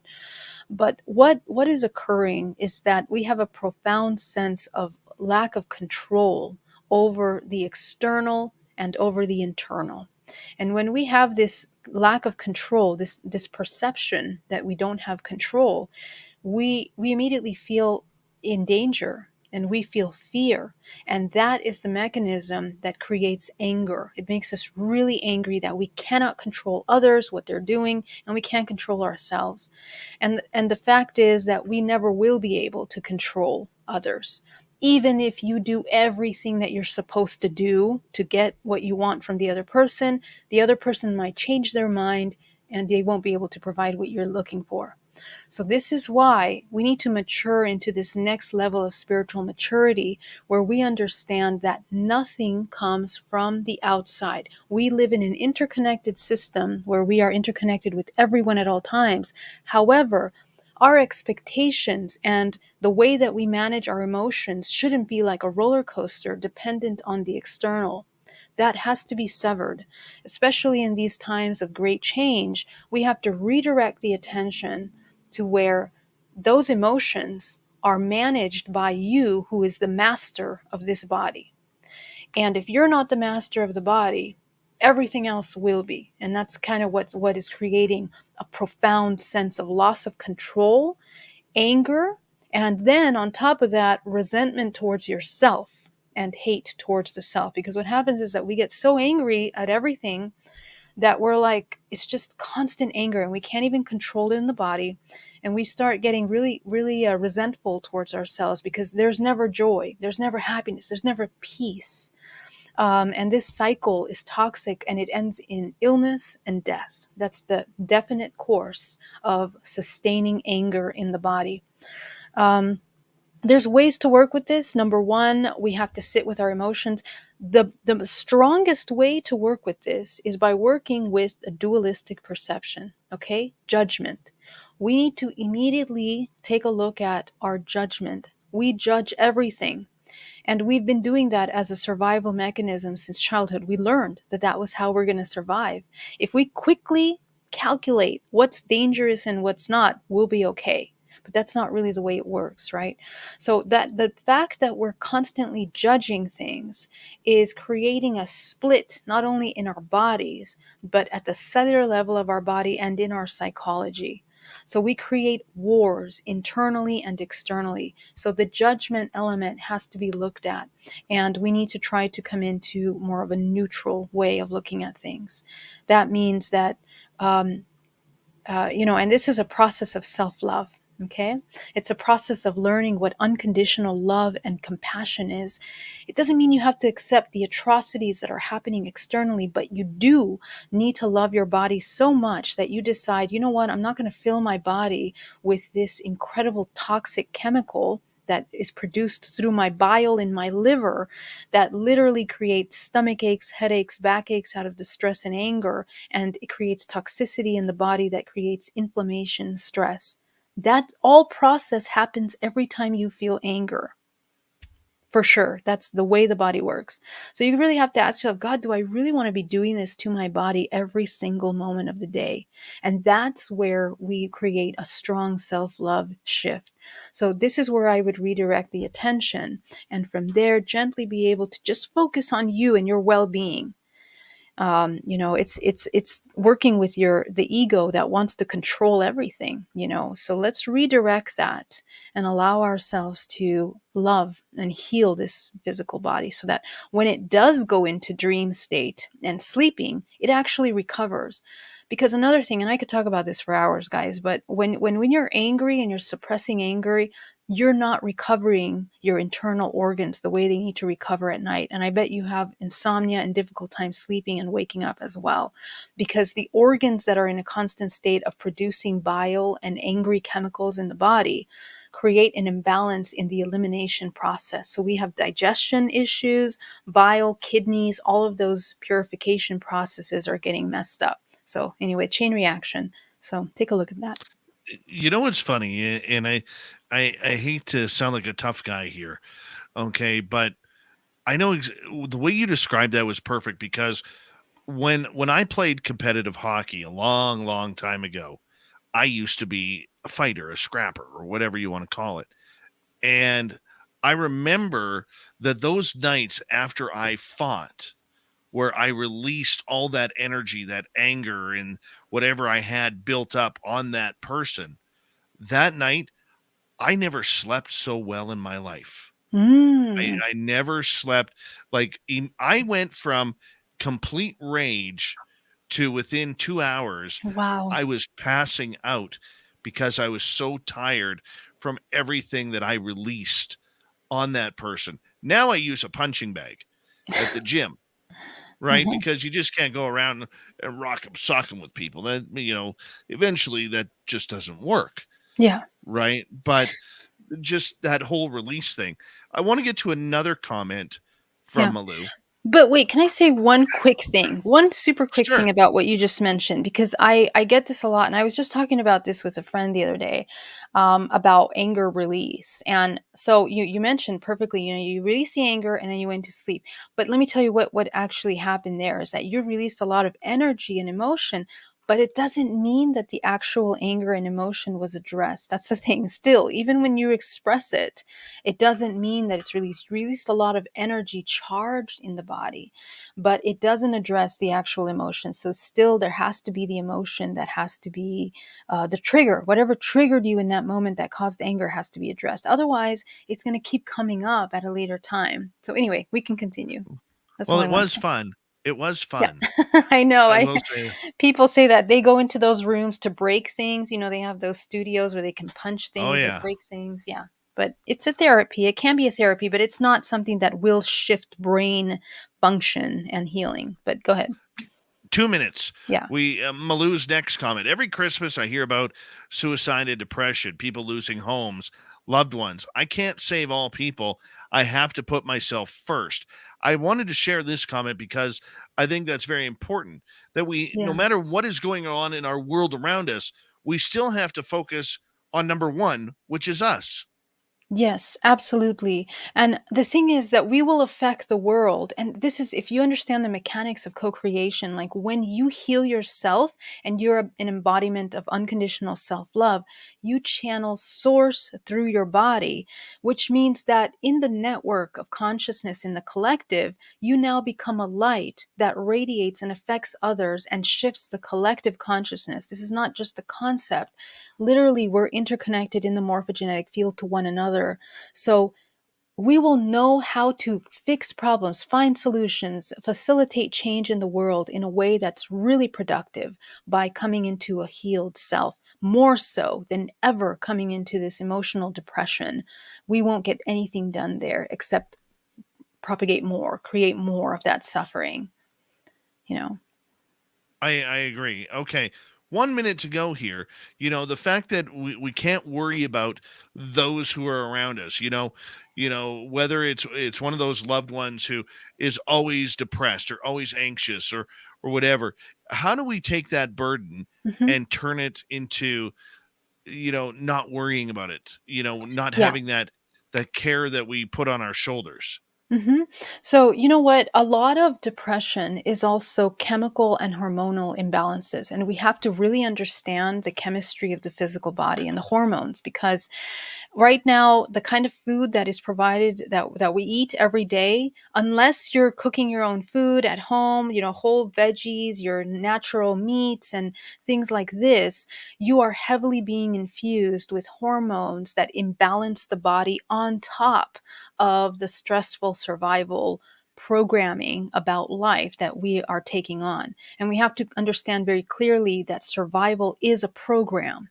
It's a program, and that's embedded into us by our society. So, through socialization, economy, education, finances, all of these systems support the idea that we are in states of survival. So, anyway, We got go. Geraldine Orozco for another 30 minutes here on Spaced Out Radio. GeraldineOrozco.com is her website. We love it when she's here once a month. Geraldine's final appearance of 2022. We will be back with more SOR right after this.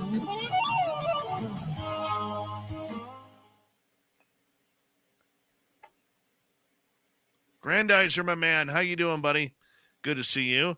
Oh, it's James Weston's birthday in the chat room. Happy birthday, James, from all of us. James. Spaced Out Radio and GeraldineOrozco.com. Cecil, good to see you are life and love. We love you, man. Thanks for coming on in. Always people coming on in. Always people coming on in. Nice. Just so nice. I'm going to go grab a little tea. I'll be right back. You go. You go. Hi, Noble Patrick. Good to see you. I don't agree with what Geraldine said. I'll say this away while she's away because I really did when I played hockey, I really did release a lot of energy and anger. Felt great. I really felt great. All right. Eddie Patch. How you doing, buddy?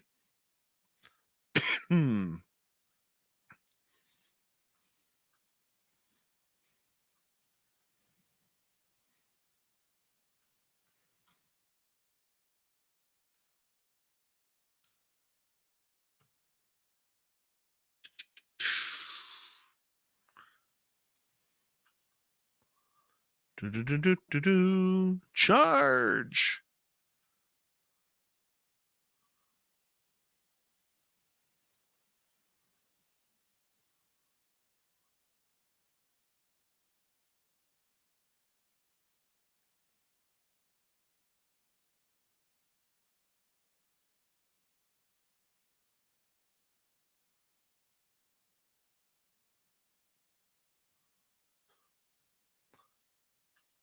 Sally Alka, thank you again. Appreciate you.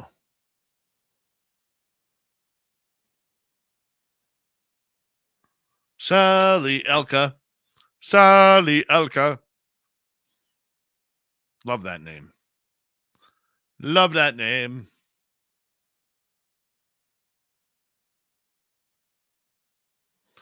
Grant's birthday is at midnight. Is it your birthday at midnight too, Pam Smith? Or is it your birthday right now? Grace Me, thank you for subbing to our channel. You know, over the last 48 hours, we have had over 170 people subscribe. I don't know where this is coming from, but like on the weekend, we were at like 19,600 and change. And right now we're at 19,867. Like literally 133 people away from 20,000 subscribers. I'm so excited. So excited.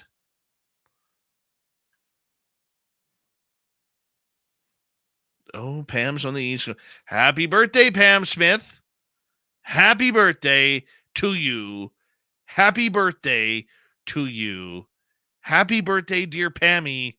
Happy birthday to you. Toe Tag, how you doing, buddy?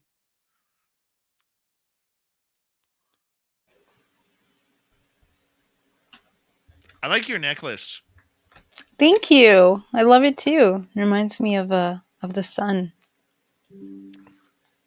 Well, isn't that nice? Isn't that nice? Thank you. You're welcome. You're welcome.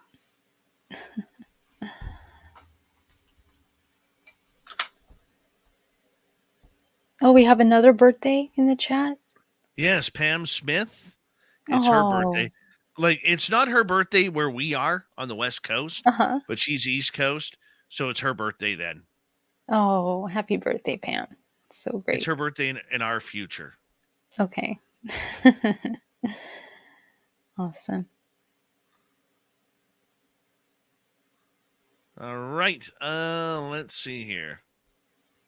We've got about 1 minute. 1 minute. Kurt M., how are you?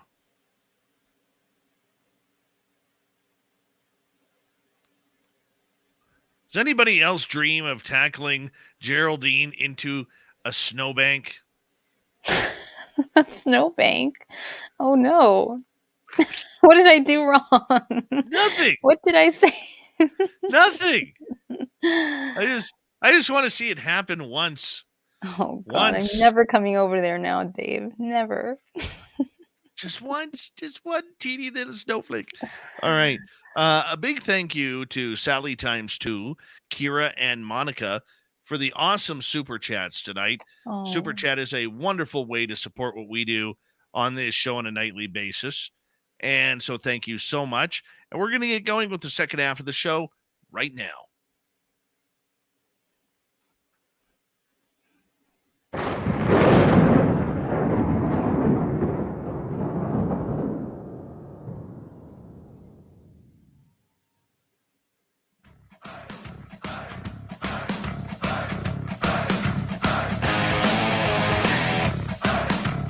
We passed the halfway point of Spaced Out Radio tonight. Thank you so much for joining us. My name is Dave Scott. Very much appreciate earning your listening ears. Want to remind you that if you've missed portions of this show or others, check out our free archives at youtube.com/Spaced Out Radio. Do old Davey the favor, hit that subscribe button. Our website is spacedoutradio.com. We have a plethora of features for you. Rock out to Bumblefoot, read Shirky Poo's Newswire. Check out our swag as well. Follow us on Twitter at Spaced Out Radio, Instagram at Spaced Out Radio Show, and on TikTok at Spaced Out Radio. All right. Final time tonight, final time of 2022. We introduced Geraldine Orozco and the Spiritual You. Geraldine's website, GeraldineOrozco.com. And we're going to get to some audience questions here for you, Geraldine. Starting off with Chris Teen, who is asking, Geraldine, hi. Have you seen any craft in the sky recently? Yes, I have actually. I think it's like 3 weeks ago now, but I was actually just in my office looking out the window, closing the blinds, and next thing I know, I see a light over a tree. And at first I thought it was a plane, but I waited and I looked and looked and looked, and it moved to the left, and then it moved diagonal, and then it just disappeared. So it wasn't a drone. I don't live anywhere near like drone areas, and it was a flashing light that would move in this strange like shape that it would move from this way to this way. So I don't know if it was like an orb type of light, but it would move around like this. It was very interesting. So yeah, that's the last time I saw one. How about you, Dave? It's been a few weeks for me. Yeah. Been a few weeks for me, but geez, it's almost 2 months now. It's almost 2 months now. Wow. Yeah, and that one was it was really weird because I was staring off into the sky at my Sasquatch gifting site, and yes, I remember this. there was nothing there. There was nothing there. Me and my buddy are standing, leaning against the front of his truck. I turn to my left to kind of make a comment to my partner, and I turn back 3 seconds. Next thing I know, there are two giant white orbs in a line sitting there right where I was looking in the sky. Wow. Then the third one goes on top to complete the triangle. And so a triangle morphed. Wow, very interesting. And then the minute they knew, those sons of guns knew that I was watching, because the second I went to pull out my phone to take a picture of this, the bottom two lights blanked out, and the top one that phased in phased itself out. Wow, interesting. That's amazing. Yeah. They knew I was watching. How high up do you think it was from you, would you say? It was at quite a distance. Like, it wasn't like straight up. Like, I was probably looking at 10, 15 degrees into the horizon. Yeah. So, I mean, altitude-wise, I don't know. Where were they? I don't know. Yeah. Okay. I know it was like dusk. It wasn't dark. It wasn't daylight. It was at dusk where the blue starts to go more into a little bit of a darker blue. Yeah. Wow. That's amazing. I love that. You know what? The reason why I'm asking is because in my support group, there's like 3 different people that have told me about how the triangle craft shows up in separate parts like this. Yes. It formulates that triangle. It's like I've been hearing it for the past couple months, so I'm just so fascinated to hear that you saw it as well like that. Yeah. Yeah. Now, a few years ago, uh, we were at a friend's house and we were in their hot tub, and literally we were in the hot tub that night. It was, you wouldn't have liked it. I mean, the hot tub was like 110 degrees and it was like minus 25 outside. Oh It my was a gosh. perfect, like you get your hair wet and it immediately turns into icicles. Oh Okay. my gosh. That's Yes, it's insane. actually kind of cool. That sounds But fun. Yeah. we were actually watching for UFOs that night. Hmm. We didn't see a single one until I said, you know what? It's getting late. Give it about 10 more minutes and hopefully we see something. And that's where my friend saw coming out of the southeast a triangle coming towards us. Hmm. And we thought it was really cool that we're all watching this. And then all of a sudden, the front light on the triangle does a 90-degree shift and shoots off to the east, while the other two continue on until they got to the handle of the Big Dipper, and they stopped right at the handle of the Big Dipper, and they just sat there and sat there. The other one we never saw again, That's but those so other two interesting. we were watching them like sit there right beside the handle of the Big Dipper. So that was kind of cool. Amazing. That's so interesting. Let's get to the Doug Shelby, because he's a big fan of yours. Oh, hey, Geraldine, Doug. have you been to the former house of the Grateful Dead lived in back in the 1960s in Height, Ashbury? No, I have not. I had no idea that was there. But yeah, maybe I'll check it out.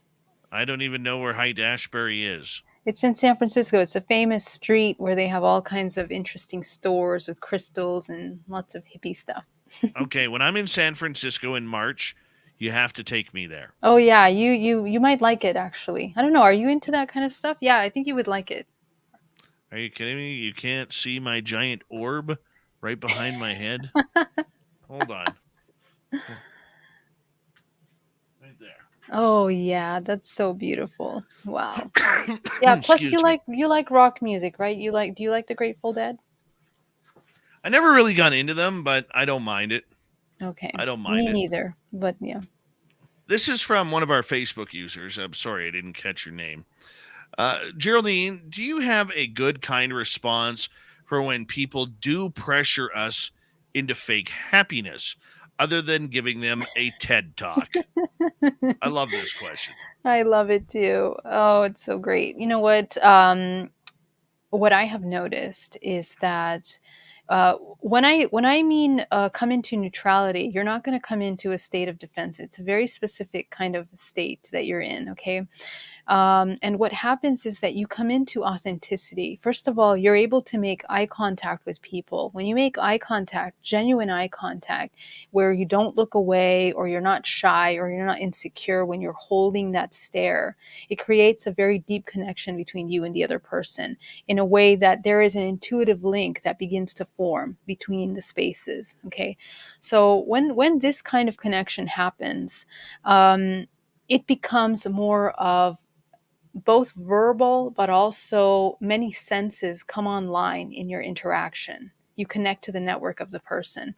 So when you interact with them and they say something, they're maybe unconsciously behaving in some way, but they say something where they expect to have a certain response and you don't respond in that way.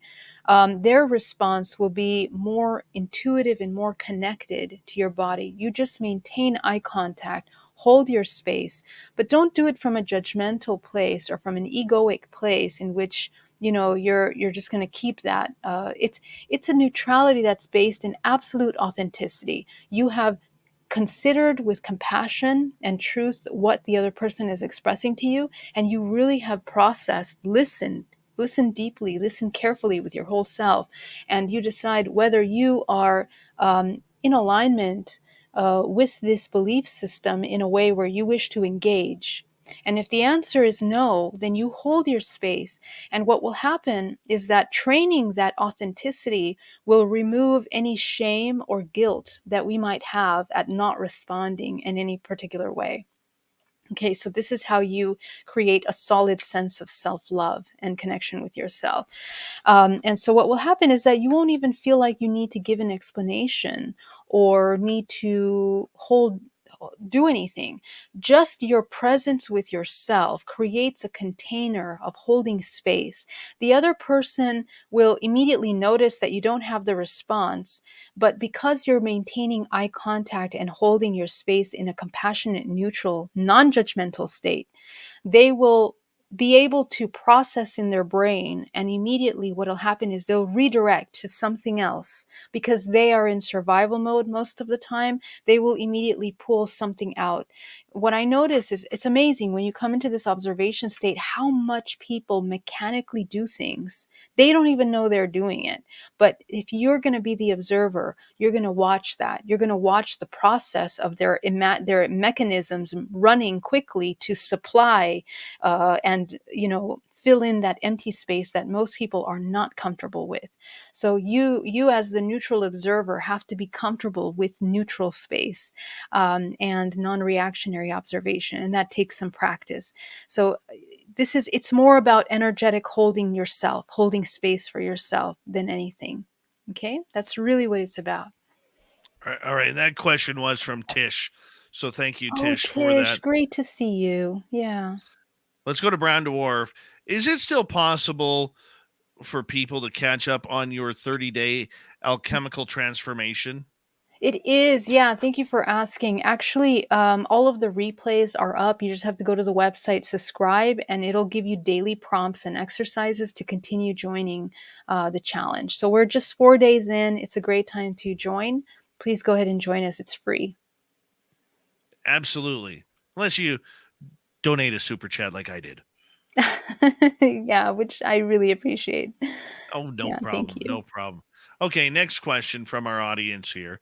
This one comes from Candy, who is asking, do you recommend a good place or website to buy crystals? That's a good question. With crystals, to be honest, I really think that crystals, there's a connection because crystals are very much have their own magnetic field. And when you are choosing crystals, I strongly suggest to go and try to touch them, to go to a place where you can connect, hold them in your hand, feel them, see them, because oftentimes the crystal will choose you. And this is when the relationship with the crystal and its healing abilities is magnified. Okay, so even when you're shopping online, let's say you don't have any crystal stores around you and you want to shop online, please connect with the crystal in a way where you are listening to your intuition for which one of those crystals calls out to you. It'll be a color pattern that speaks to you, and that will be the one that is healing mostly and in alignment with your magnetic field. Because crystals record data and they are not all for everyone. Okay, so if you pick a crystal just because it's pretty and you have it around you, sometimes you'll notice the crystal will fall or break, or sometimes your bracelets with crystals will fall apart. It's because the vibrational resonance is not in alignment. And so, I hear this a lot. So use your intuition when buying it. The place doesn't matter as much, but um, let me see. I have a couple names. What is the name of this place? I forget. We can put it in the chat. There's a couple stores online that I buy. I don't really buy too many crystals anymore, but I do like Moldavite as a spiritual tool. And I get that from the moldavitestore.com. You can check that out. I heard there's a shortage of moldavite out there. Yeah, supposedly there is, especially with the war and the problems that are happening in the Ukraine. So Yeah. it's a little more expensive than it was. Yeah, it's hard to find. Yeah. All But right, let's move on. The Okay, Tucson, sorry. Go ahead. oh, I'm so sorry. The Tucson Gem Show is coming up. That's definitely, I think for reminding me, that's a place that you can go to. Tucson Gem Show in February is awesome to buy crystals. All right, we got 10 minutes left. I got Yeah. 6 questions Okay, from we'll our run through audience. them. Let's see if we can fit them in. Let's go Okay. to let's go to Bomber. How can we ask the ultra terrestrials for help in healing and also ensure that they have only our best interests at heart? Also, we love you, Geraldine. Love you too, Bomber. Thank you so much for this question. So, the ultra terrestrials are essentially an iteration of ourselves in a higher dimensional expression. And how we connect with any kind of entity or being or consciousness outside a fractal of ourselves is through vibrational resonance. So, when you are asking for assistance and help, I advise you to come in. Here's the process: come into surrender, acceptance, surrender, and from that place of surrender into unconditional love. What's going to happen is that you're going to hold an energetic space that you will be in vibrational resonance to beings that are matching your vibrational resonance. Even if you're in a state of despair, the process of healing starts with your acceptance and surrender. And once you reach that point, that turning point, when you reach out for support, you will be in alignment with all kinds of angelic beings and higher dimensional beings that can assist in aiding and manifesting healing for you. This is not an external thing. It's an internal thing. You are asking for higher aspects of yourself to open gateways and channels in your body to allow you to anchor healing through your body, through your will. Okay, so our will and our intention is the key.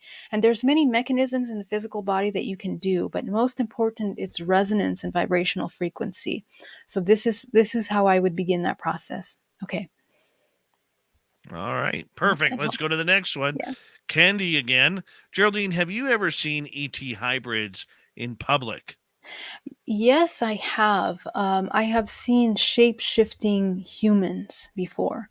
If you're talking about that kind of hybrid. But again, remember that we are all hybrids and we are all descendants of hybridization and products of hybridization program within our DNA. We hold a complex cocktail of DNA of many different lineages. But yes, the answer to that, the short answer is yes. Beautiful.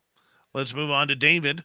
Geraldine, did you receive any messages from the craft or when you went to sleep that night when you just saw the UFO? Yes. You know what? Not that immediate night. For some reason, I had it the next day after. Oh, and you know what else? You know what else happened is that I had, after that sighting, several dreams that I had to travel somewhere. And when I got back, I got sick. I got the COVID flu. And when I got that, I began to have dreams about the craft sighting and the beings that were interacting with me in a healing process. Now, it's very interesting because I feel that the dreams leading up to getting sick were all about preparing me for what was going to happen in this flu, which was very interesting, by the way. A lot of emotional healing came to surface through that flu, unlike anything I've ever experienced before. I don't know if we should talk about that sometime, but yeah, so the answer is yes. All right. Let's move on to Eddie. Geraldine, can you see a person's aura? Yes, I do have the ability of seeing the multidimensional body, not just the aura, but the multidimensional body and also the complex systems of information in the physical body that hold emotional data. So, yes. Can you see mine? Yes, I can. With your permission, I would be able Go to for tune it. in into your Go for it. space. Tune in. Okay, well, what do you want to look at? Well, what color is it? There's a lot of yellow in your color, which is interesting. Which speaks to the solar plexus, the state of empowerment, self empowerment, and programs around that. And they're primarily in the front of the body. So, as I can give you a tiny little advice, is expand your light out to the back of your body as well, because this back, especially in the solar plexus, the stagnation, suppression, anger, a Hmm. little bit of emotions. Let's go ahead and get that moving. That's what I would Yeah. I would say. Yeah. Thanks for sending shivers down my spine. When you were going like moving your hand like this, I felt that. Okay. I totally felt that. Yeah. Let's go to Marty's question here. Geraldine, have you ever flown a craft?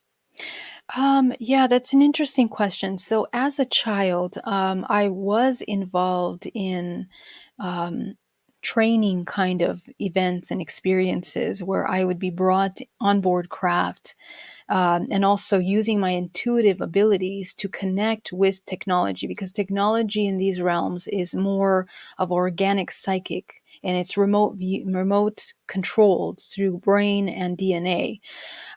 So several times that I've been on craft, and especially in these occasions as a child, I would literally be training to imagine the location of which we are traveling to and move with the entire craft to these locations.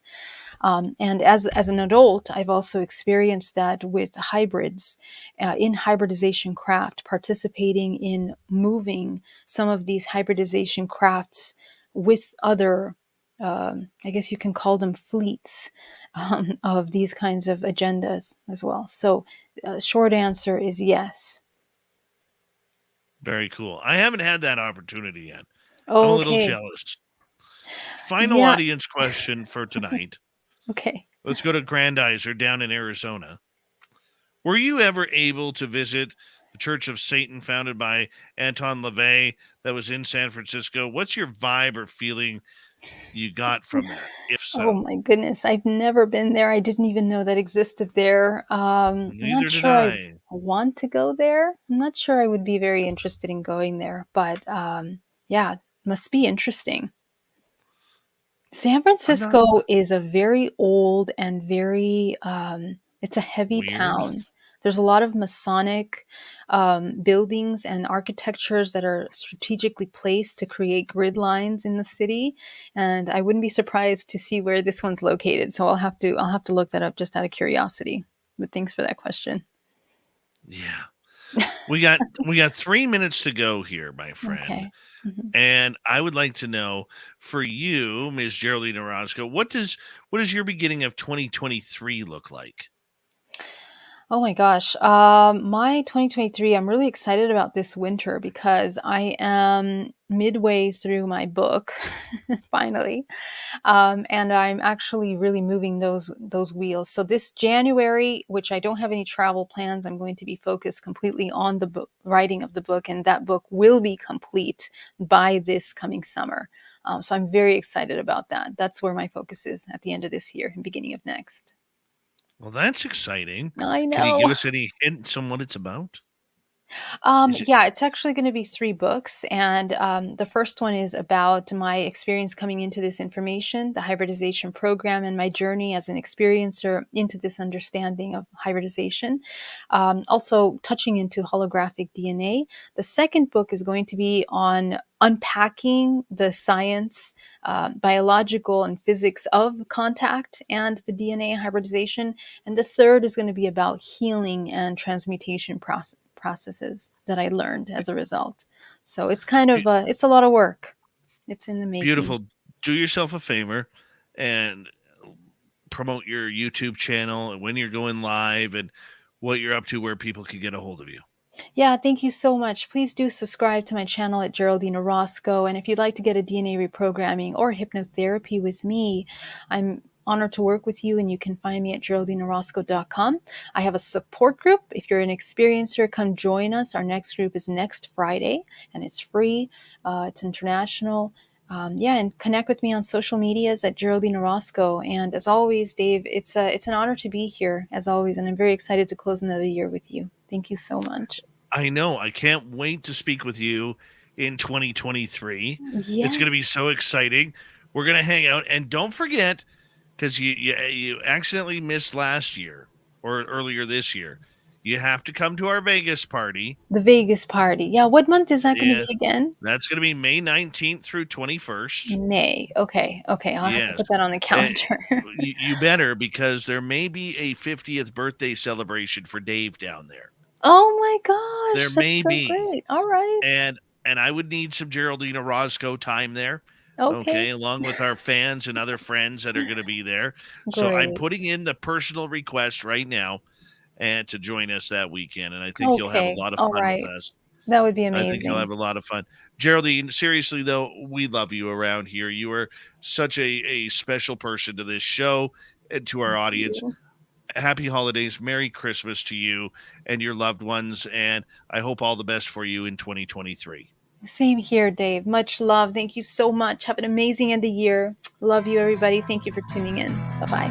GeraldineOrozco.com is her website. That's why we love her around here, Geraldine Orozco. Coming up next, we're going to head to the swamp, and then Big Tex is going to show off his beard, his cowboy hat, and his cryptid stories on the Cryptid Report, coming up in Hour 3.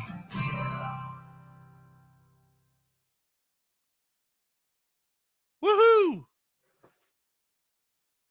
God, I love Geraldine. She's amazing. Amazing. All right, I'm just going to take a quick break. I will be right back. And all of you just sit back, relax. We'll be back with Swamp Dweller in a moment.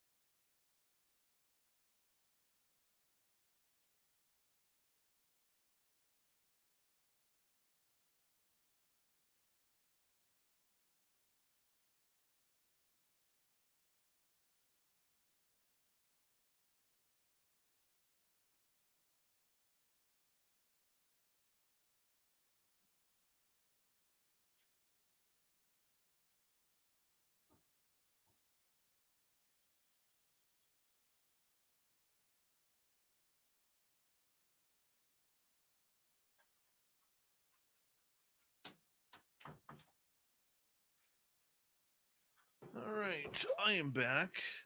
What a great show. Geraldine is just absolutely amazing. No, I had my pizza earlier today. That was my treat for the week, was pizza. Which is now why I'm chewing on Tums, because pizza gives me heartburn. But I love pizza. Yes, I do. Yes, I do. Let's see. Where are we on the subscriber count here? 19,870. 130 more to go. 130 more to go. Thank you to our new subscribers tonight. Very much appreciate it. Oh, I'm getting excited. Getting excited. So exciting. Like, wow. No, my pizza of choice is green pepper, mushroom, pepperoni, onions, and olives on thin crust.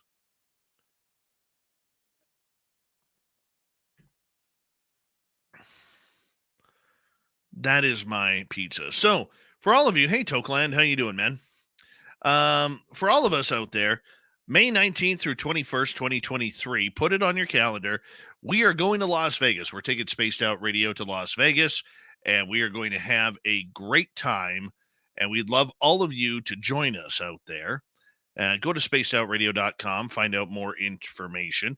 We're going to have a full weekend of events for you, including a 6 to 7 hour YouTube show that's live that you get to sit in on. And tonight, big thank you to Monica, Kira, and Sally ×2 for the super chats tonight. Very much appreciate your love and support of Spaced Out Radio. Here we go, everyone. Hour number 3 is kicking off right now.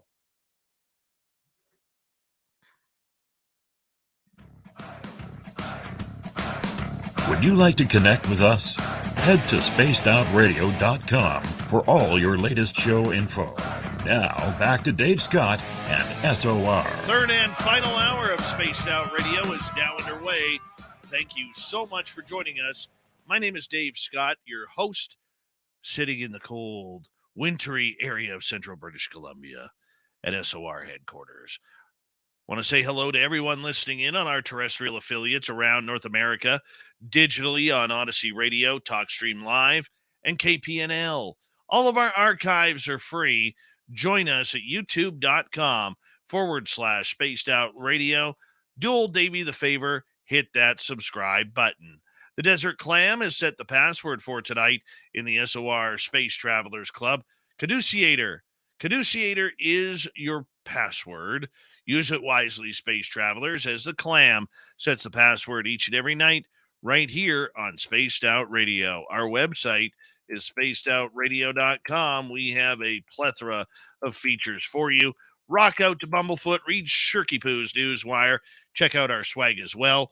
Follow us on Twitter at Spaced Out Radio, Instagram at Spaced Out Radio Show, and now on TikTok at Spaced Out Radio. We continue on tonight as we enter the swamp. Our resident swamp dweller takes us on another freaky journey. Hi, Spaced Out Radio listeners. This is Swamp Dweller. It's time for your nightly dose of spookiness on the show. If you have an interesting encounter or a spooky story that you would like to share, be sure to submit them in at swampdweller.net. You can also find our YouTube channel at youtube.com/swampdwellerreads. Now, let's chill out, relax, and together, let's enter the swamp.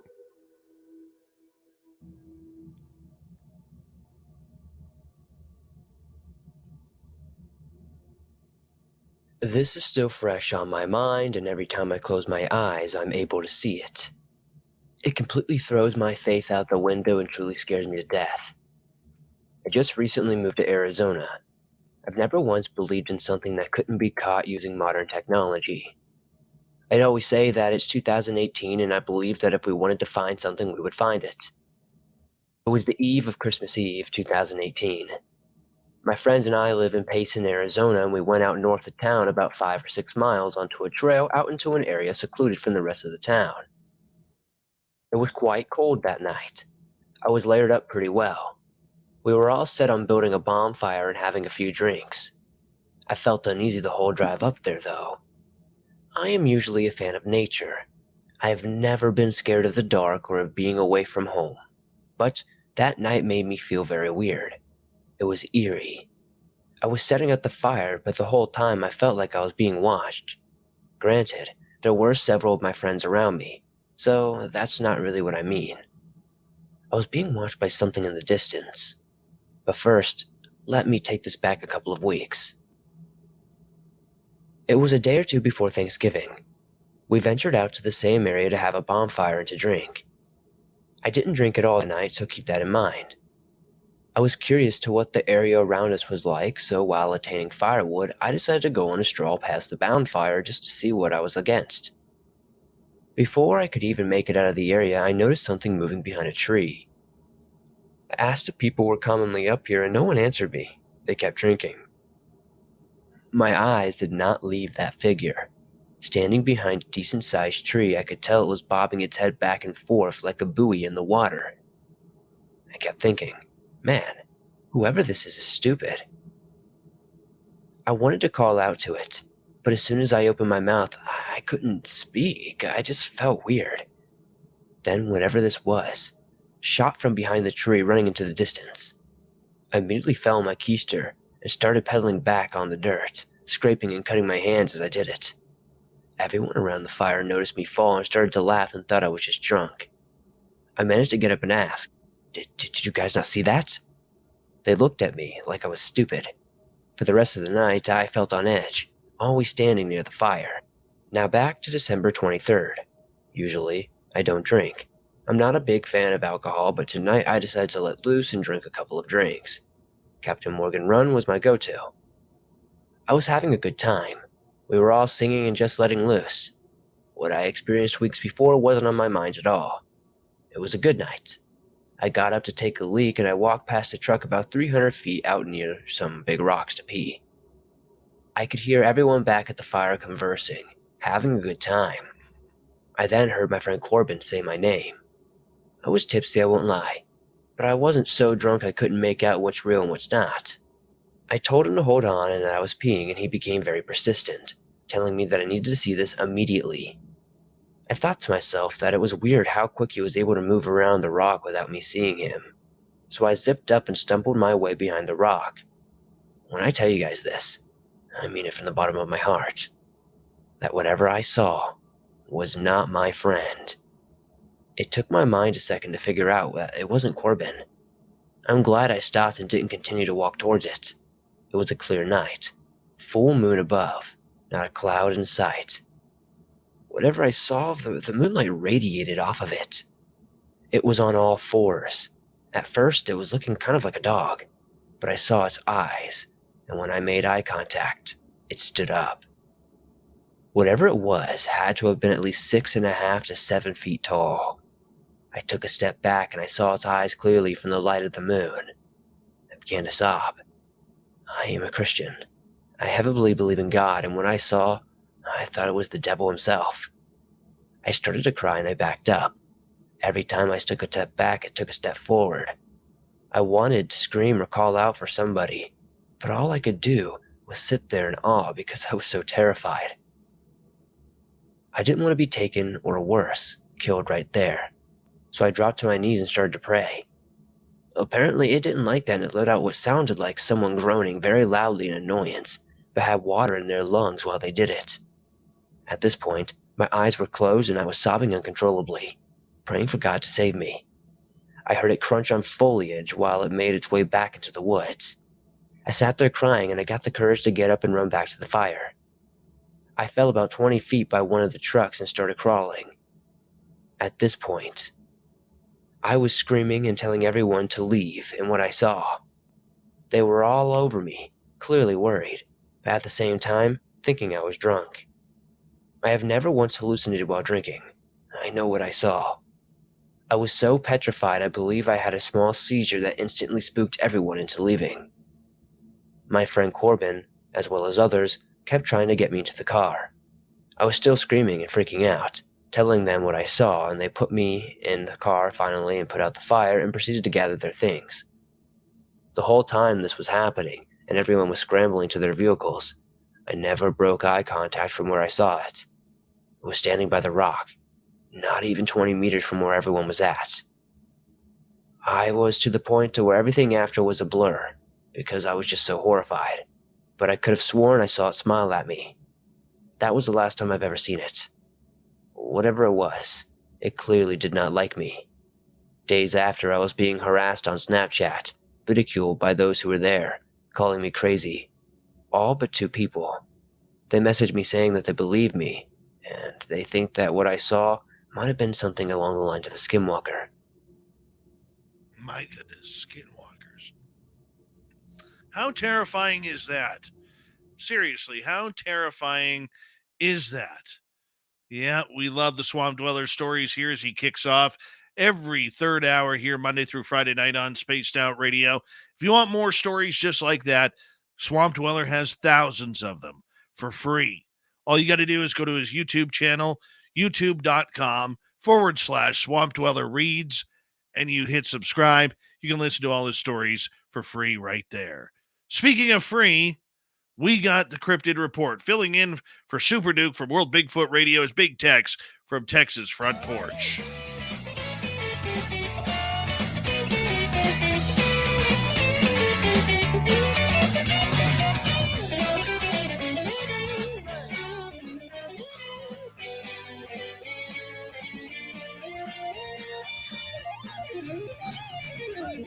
From Texas Front Porch, Big Tex joins us now.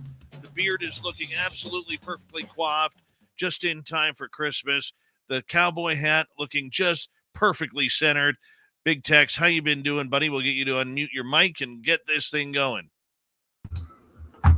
Man, if I was any better, it wouldn't be legal, brother. Ah, I love it. I love it. It's good to have you back, man, and I appreciate you filling in for Super Duke, who is sick tonight.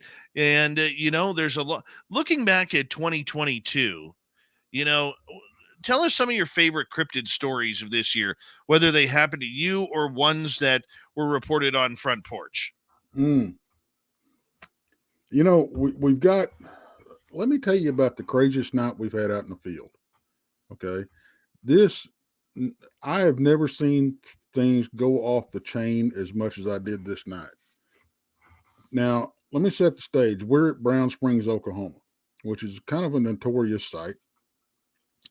And it is a wildlife refuge area. Okay. And it used to be, but when it was Indian territory and wasn't owned by anybody, the river there was a very popular crossing. It had several crossings there. So you had a lot of conflicts there. And then there was a fella that came into ownership of the land there, which he was actually Native American, but he owned over 100 slaves. Now, they found this there's this hill sits about 100 yards off of the road, the main road going through there. Our research says it was originally a burial mound. He chose this place to put his family cemetery on top of. So during his term of ownership there, his family used that. Well, then somebody else took over the ownership and they also used it. Well, then somebody else got the ownership of the land, and this man decided it would be a great idea to use it because it's set up on the hill, great drainage to put his pig farm. He built pig pens directly in the cemetery. Now, you don't get much more disrespectful than that. Okay, so you've got a lot of this dark energy, and that's just the tip of the iceberg, folks. That area also was used back in, I think it was the 40s, 50s, as a popular body dump for the local mafia. So you've got a lot of dark energy and a lot of stuff going on. Well, now it's like I said, it's a nature preserve, and you can go in there. So we go up to this cemetery quite often. A lot of times you'll have something happen, kind of odd. Maybe you'll catch a voice, maybe you'll catch a growl. There's several stuff. So the night before everybody showed up at camp, I was doing a little outing, and I was taking some people up there and the surrounding area. There's also Bigfoot activity there. There's dogman activity there, but there's a lot of paranormal stuff going on. So everybody wanted to go up to the cemetery. Well, the night before everybody was supposed to show up, there's several of us out there camping, and thunderstorms hit. Now, when I say thunderstorms, we camped through tornado warning. It turned green. It got nasty.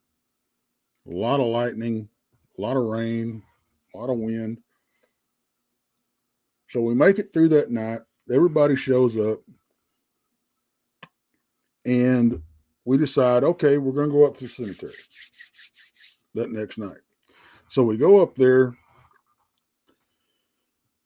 There is 5 of us. It is myself, 2 young ladies from What the Paranormal, and 2 of my trackers. I believe you know them, Dave, Gary Jr. and Senior. Oh, yes. Yes. Okay. These 2 folks are, like I said, they're expert trackers. They're awesome people. And so we go up there. We're poking around in the dark about midnight. And I get something. I've never had this feeling before. I'm with the girls, and Junior and Senior are off about 20, 25 yards away from us. I get this hinky feeling, and my hackles go up. My arms get hot and heavy, like I've been working out. And I've never had this happen. I communicate this to the girls, and they said, "Well, it sounds like it's something trying to attach itself to you." I said, "Okay, well, let's deal with this. No big deal." We've also got, they're carrying an abacus. Okay, which, if you don't know what that is, it's something the spirits can speak through, and we get 3 words. We get solo, beast, grace. Okay, now we get, and then Lainey, she's very sensitive. She starts having her hackles go up and everything, and she's feeling something happen. Now, at the same time that this is happening, the boys over here, we can hear some commotion going on, and they're looking up into the trees, and they've got, I think it was 3 entities that they saw in the trees. They looked like big cats. Then they came out of the trees. They would get up on 2 legs. They'd go down on 4 legs, and they were steady approaching these fellas. Now, the weird thing, if that ain't weird enough, they hit them with a light. These critters would disappear. They turn the light off, they'd be right back where they were. And at the same time this is all going on, we get these words, and then my light and Amy's light, which are 2 different types of lights. Totally. I had a headlamp, and she had a big 6x9 LED dial-up filming light. Go dark at the same time. Shut completely off.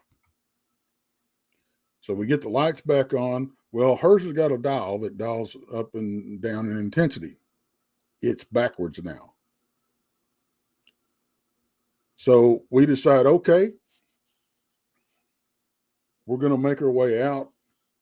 Over there, it's got so intense that Senior has drawn his pistol. So we start making our way out. We're coming down, and we see this big cat bound across the trail and onto the road. I'm like, okay, well, we had heard something walking around behind us. So that answers that question. Now, when you say big cat, are you talking like mountain lion? Mm-hmm. Yes, sir. Okay. We're about halfway down.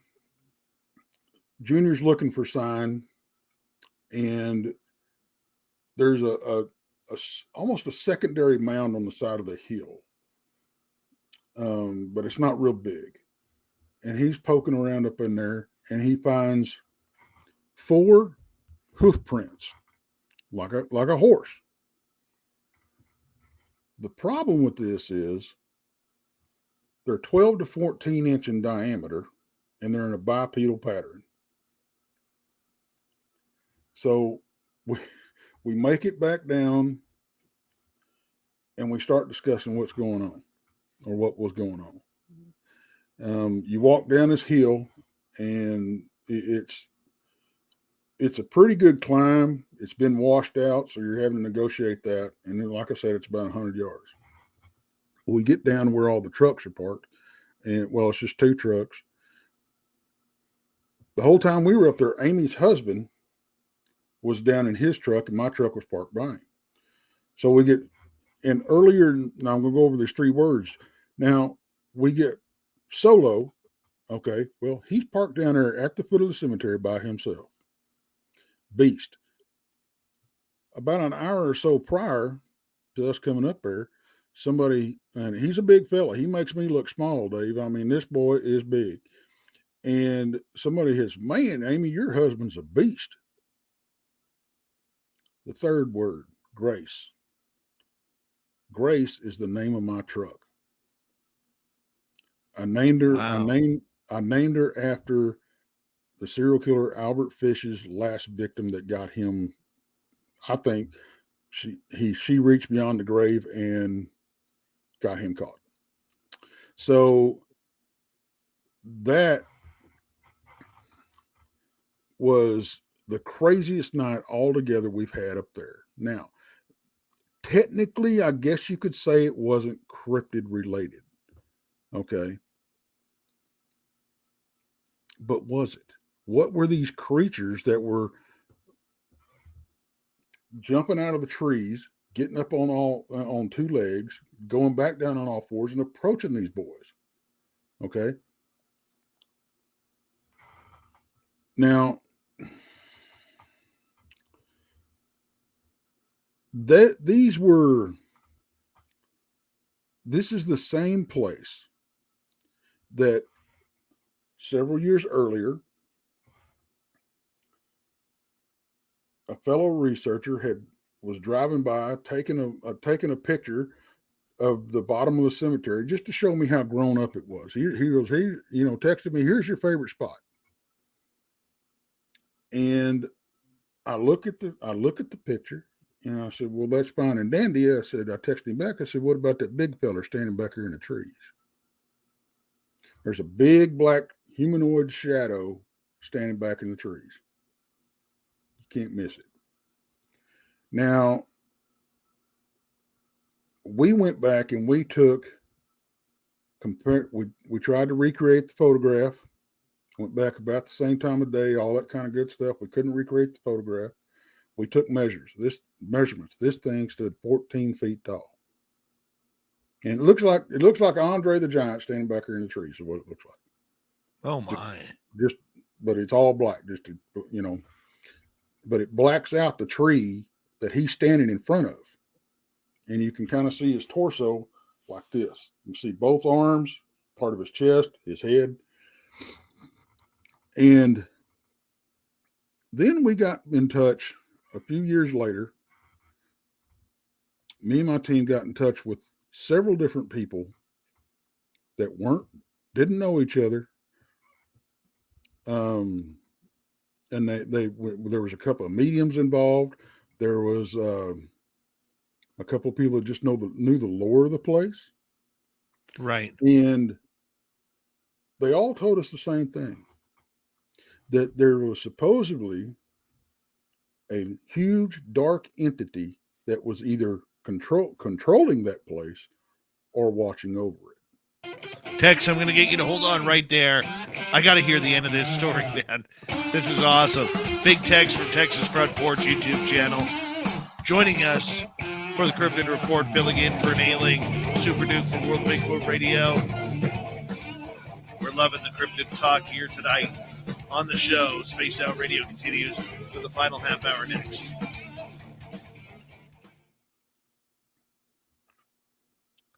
All right, we're clear. Just hold off on that story until we get back, brother. I don't know that you've ever heard that story, have you, Dave? I have not. You have me on the edge of my seat here, my man. It was a pretty crazy night. I've got goosebumps just talking about it.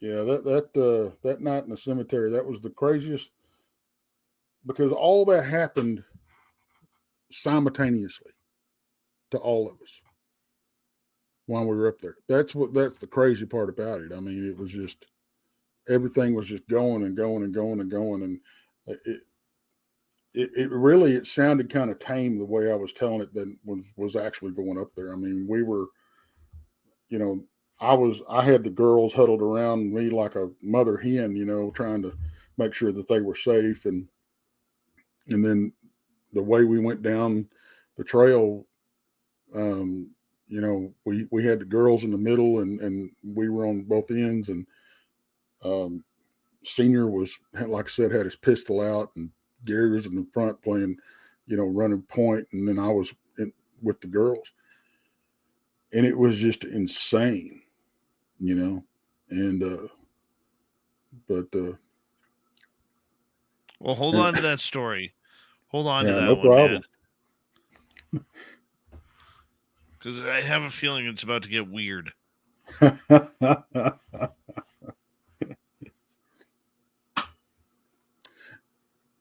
So, how you been, man?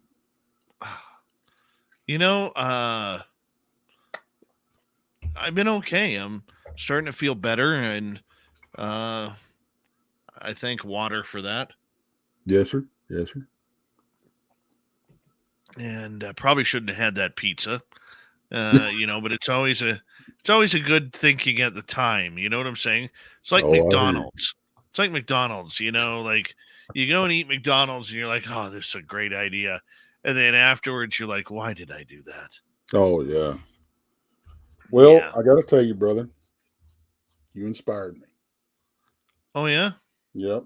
That little private conversation that me and you had, right before last time I've come on.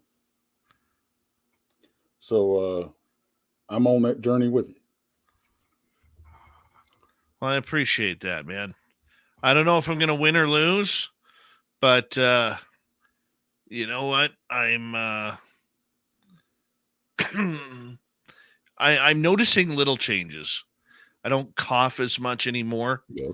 I'm not struggling for breathing like I was when I go sit on my recliner. There's a lot of really cool things that I am noticing, but I am noticing some changes too. And that is, as I'm transitioning into my into, the body, it takes a toll on it. And I find that I'm getting a lot more heartburn. And I'm finding that, I become more, as gross as this may sound, I become a lot more gassy with things. And I'm trying my damnedest to try and, straighten everything out. And I'm getting there. One day at a time. Because, like, when you don't give a shit about your body for as long as I haven't, you don't realize the damage that you really did to it. You know what I'm saying? Right. Yeah, it and it will talk to you. Oh yeah. It will.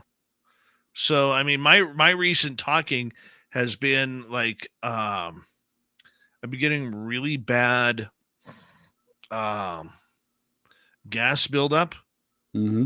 and it's been like I've been having like these for the last few weeks, these really gross burps, like just disgusting garlicky type burps.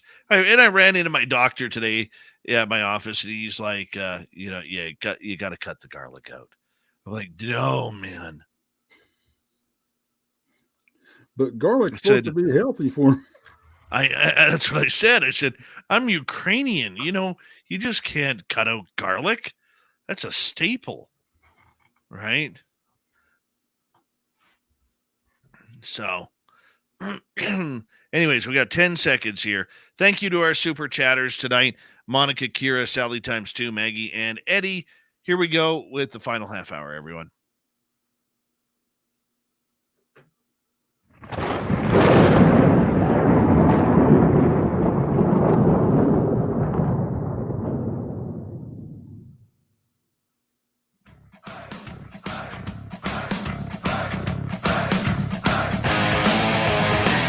We're around at third. We're heading for home tonight on Spaced Out Radio. My name is Dave Scott. Thank you so much for tuning us on in wherever you are on this beautiful planet we call Earth. I want to remind you that if you missed most of this show or others, check out our free archives by going to youtube.com/Spaced Out Radio. Do old Davey the favor. Hit that subscribe button. Our website is spacedoutradio.com. We have a plethora of features for you. Rock out to Bumblefoot, read Shirky Poo's Newswire. Check out our swag as well. Follow us on Twitter at Spaced Out Radio, Instagram at Spaced Out Radio Show, and on TikTok at Spaced Out Radio. We continue on with the Cryptid Report tonight. Our good friend, Big Tex from Texas Front Porch on YouTube is here. Tex, thank you so much for joining us. You have this weird story that you experienced in 2022 where these hoof-like creatures are following your group on an investigation. Yeah, we that night, well, actually that whole weekend, because the night before we got hit by the storms, that night prior, we had a lot of activity in camp.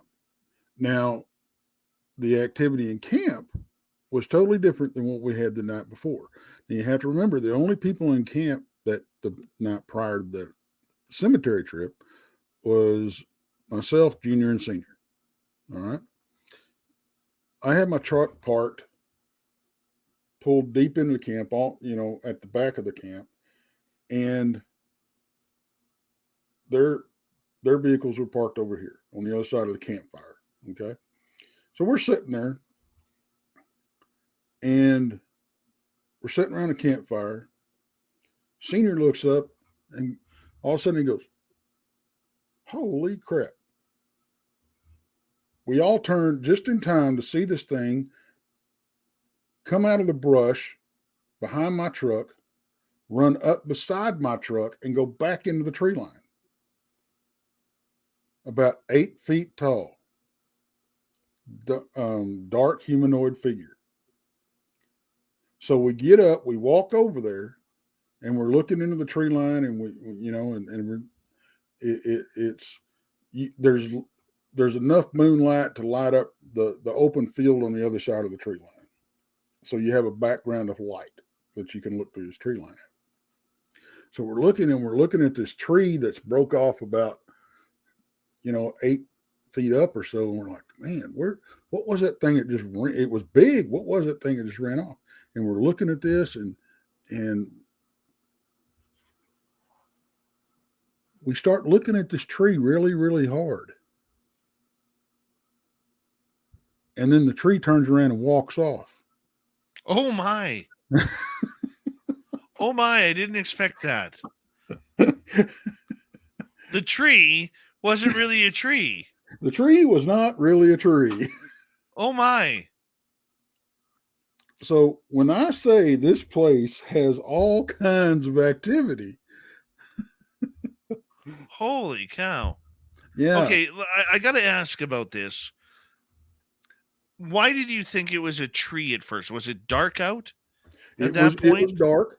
And like I said, that Okay. we had enough moonlight to where the tree line was dark, but the field behind it was kind of illuminated. Okay. And so you could see the shadows of the trees and everything, right? And we just it just caught our eye. We're like, because we didn't remember seeing it earlier during the day. So we're just eyeballing this thing. We're like, man, I don't remember seeing that. Yeah, I don't either. And then because whatever, I don't know what else to call it besides probably a Sasquatch. Okay. But it was standing there it had to be standing there, just arms right down to its side, just standing there still as could be. And they're famous for being motionless, right? Yes. And I don't know if it had its back to us or if it wasn't hearing any sound because we weren't moving around or what the deal was. But it stood there for a few minutes just motionless. And then it just broke pose and it just turned around and just walked off. Kind of like it had enough. Yeah. That's it. I'm done. Yep. Well, then we started looking around, and on the other side of my truck where he had ran up beside the tree line, you could see where he had laid the grass over, stepping through it. And then we found right behind my truck where Senior had first saw this thing, because it stepped out evidently, and we didn't really see it the first time, but when it was on the edge of the tree line, and when we saw it, when Gary went, what? And we saw it, that's when it moved. You know what I'm saying? Right. But we found right where it was standing a twig. Now I know that doesn't sound, on face value, it doesn't sound like much, but it was a twig about that long and about half as big around as a number 2 pencil. It was a green twig. Okay. And it was laying on the ground. And you know how sometimes you'll play with a twig and you'll like break it in 3 or 4 places? Yes. That's what we found. So it was like he'd been standing there watching us just inside the tree line. And then when he moved, I guess he thought we wouldn't see him. I don't know. But I do know that the critters down there are pretty brazen. I've had 2 daylight sightings down there.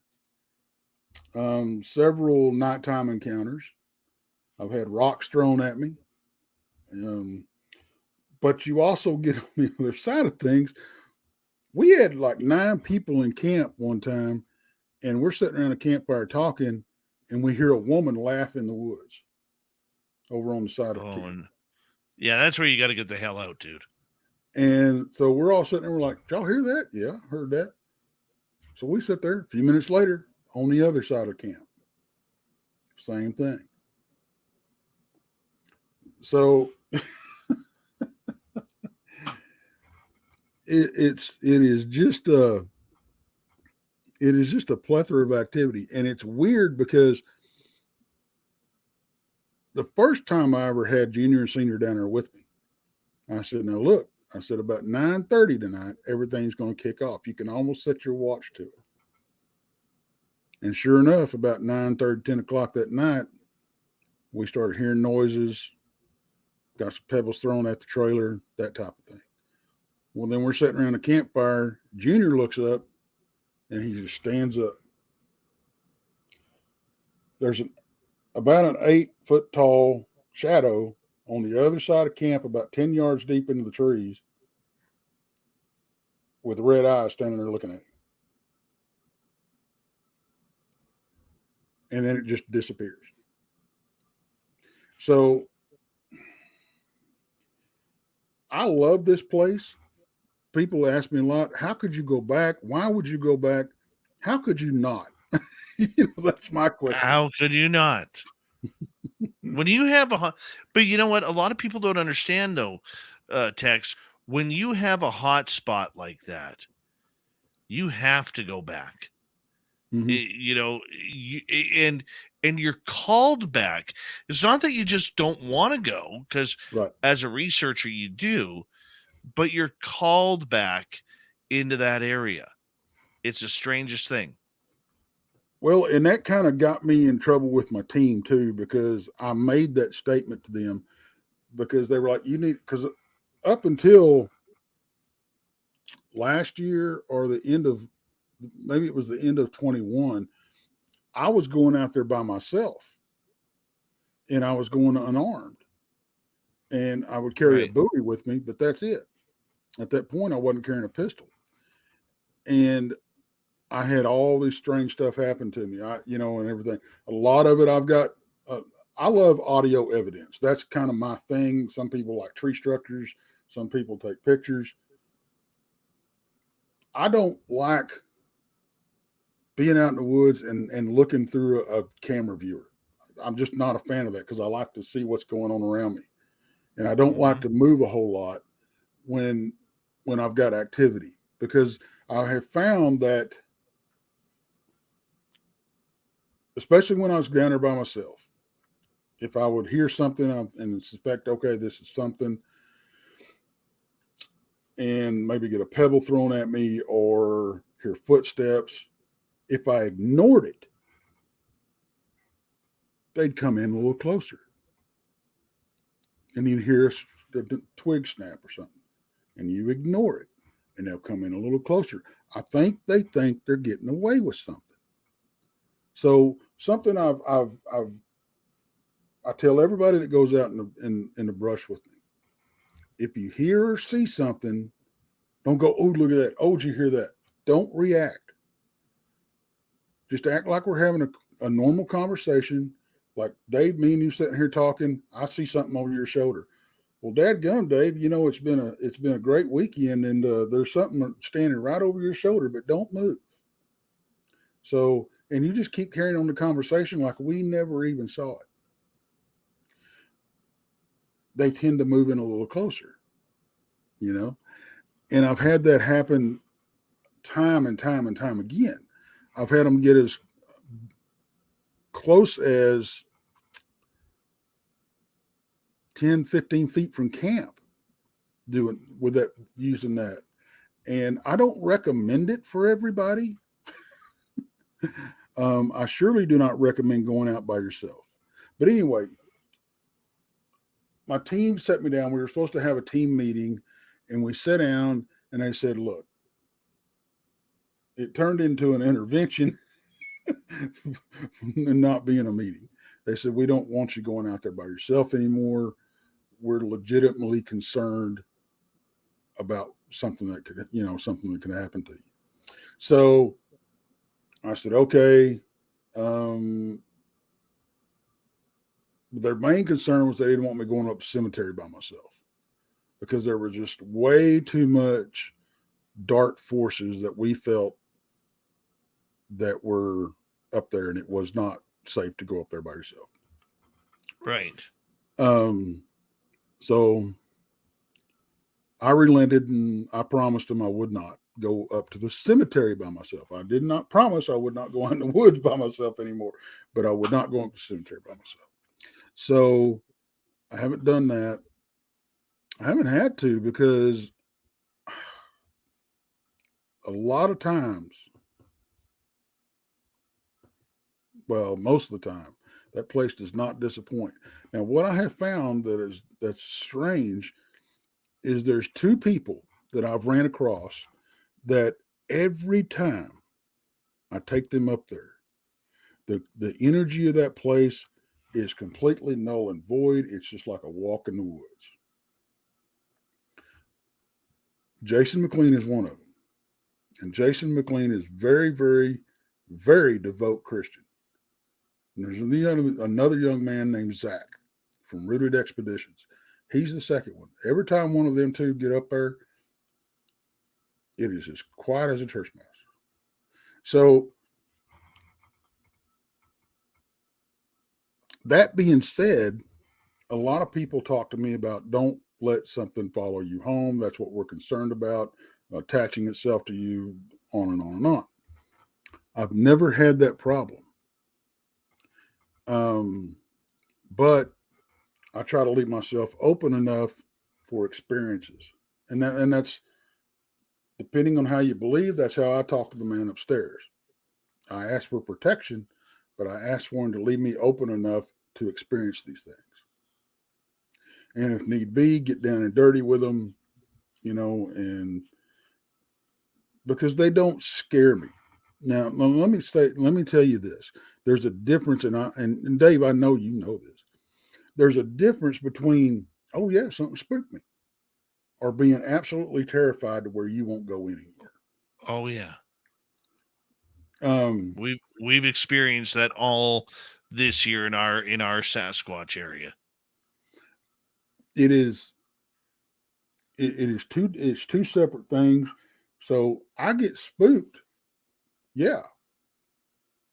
I've been spooked one time enough to where I backed out. And that was when I caught the eye shine up. No. I want to ask you about that if you don't mind. Yeah. Okay.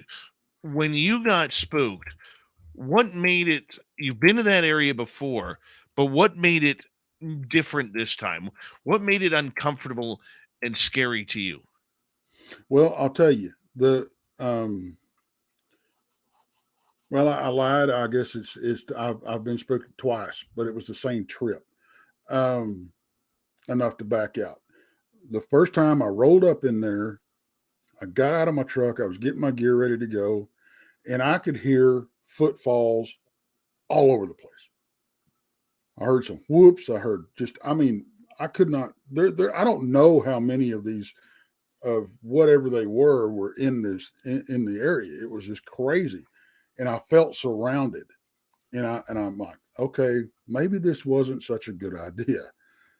And so I got back in my truck, and at that point, that area had zero cell service. Okay. So I got back in my truck. I drove up a couple of miles where I had cell service. I made some phone calls,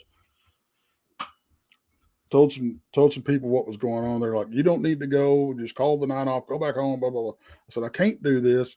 I said I was going to do this. I got to do this. So I went back down. I got back out of my truck. I could still hear a few footfalls. I heard one whoop, but I didn't feel surrounded. Okay. So I went ahead and made the trip up. Okay. That was the first time that I got spooked and decided to back out. When I got up to the top of the cemetery, I had a cell phone with no service, a little bitty pen light, and a pocket knife. That's all I had with me. I'm up in the cemetery, and I got my little pen light out, and I'm looking around as best as I can. And I happen to look over my left shoulder off into the trees. These eyes light up. They're about 3 feet off the ground. They're about as big around as a silver dollar and 8 to 10 inches apart. And I'm like, okay, this is cool. I thought, man, I've got a critter. I've got a Sasquatch here. And he starts playing peekaboo behind the tree with me. And I'm loving this, And then he's like turning his head because you can see like the shadows just on the edge of my flashlight reach, but he's darker than dark. You know what I'm saying? And he looks like he's turning his head like my light's in his eyes. So I would see one eye, then two eyes, then one eye, then two eyes, and I'm like, okay, this is pretty cool. And then he stood up. And when he hit about 4.5 feet, maybe 5, I said, oh, snap, it's time to go. And I walked back down the trail.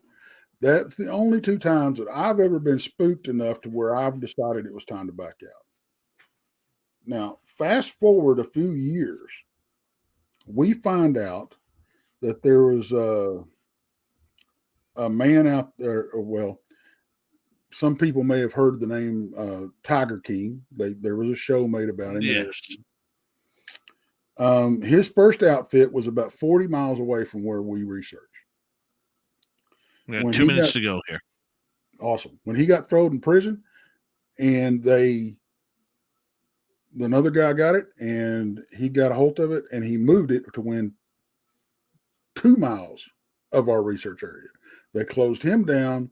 There were 17 big cats unaccounted for. Now, when I'm talking about big cats, tigers.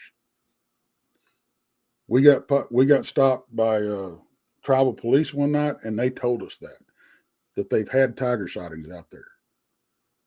So But you see, we don't, up here in Canada, we don't have that because owning exotic animals is illegal. Right. Unless you have a permit that you are training them for movies or, or television documentaries or something along those lines. Otherwise, like I have a buddy of mine in Texas. He has a capuchin monkey. He used to have a tiger that he kept on a tiger farm where you could rent out space for your giant cats. You guys don't have that law down there.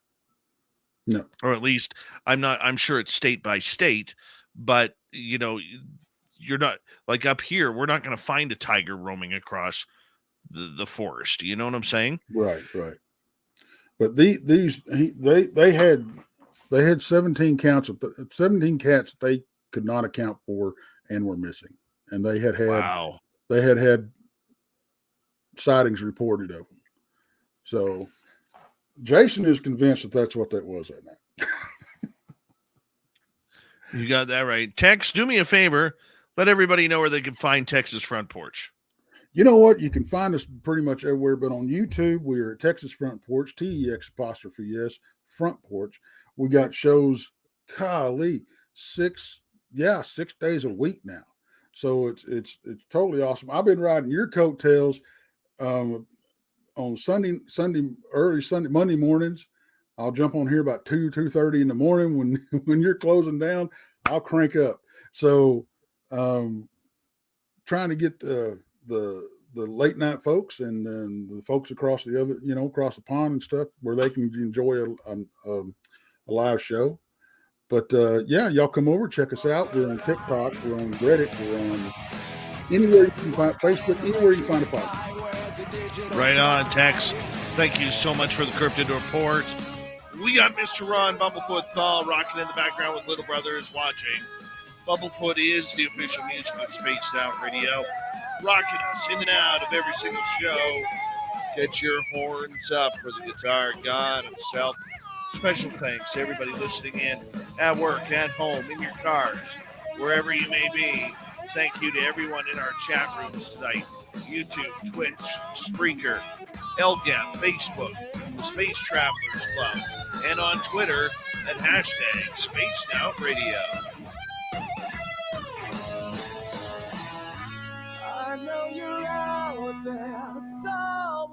Remember, this show is copyright by Spaced Out Radio and SOR Media Ventures Limited.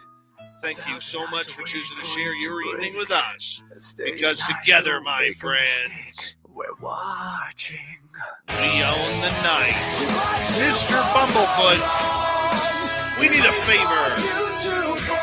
We need you to take us home.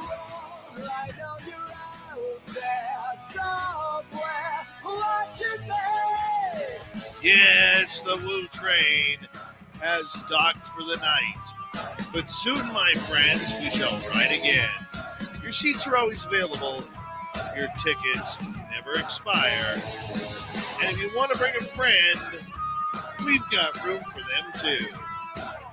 Good night.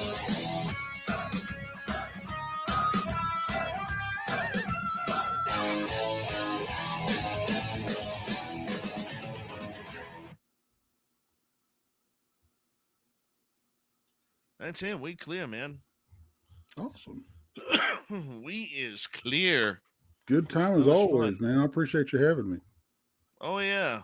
Oh, so sorry there, Quest. There we go. That feels better now.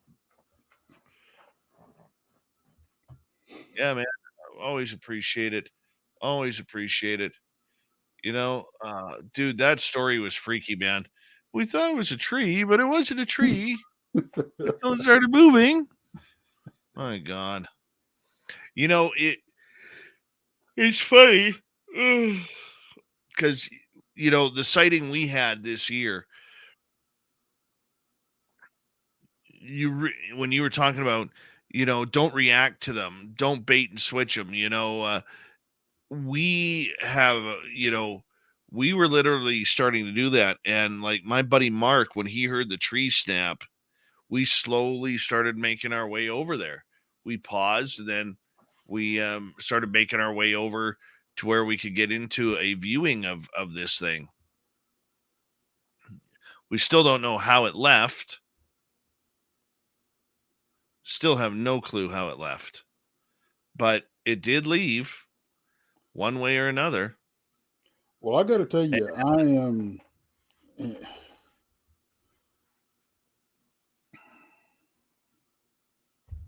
I'm struggling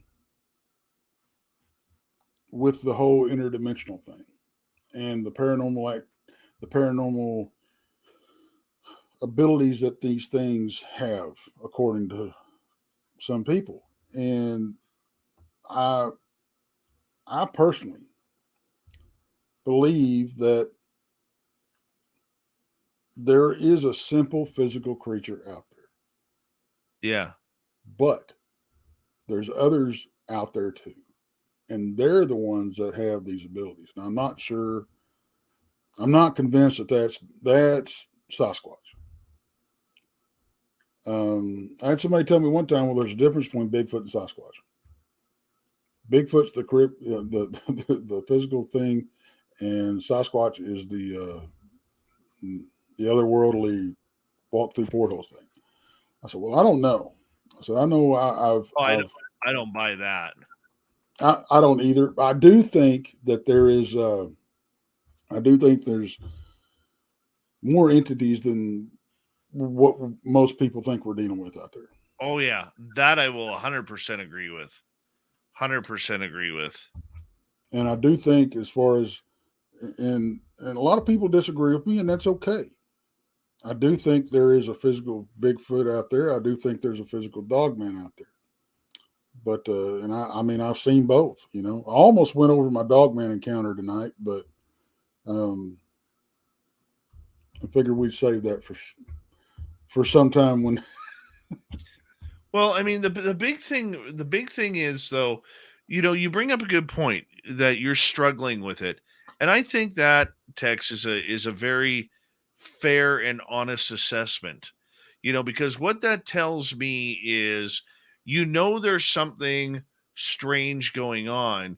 You just haven't been able to translate it into your head yet. And Right. I think that's very fair. Okay. I do. You're not denying it. You just can't comprehend what happened. It's like my buddy Mark, when we saw that Sasquatch back in October. To this day, it took him about 2.5 to 3.5 weeks to finally admit that we saw a Sasquatch.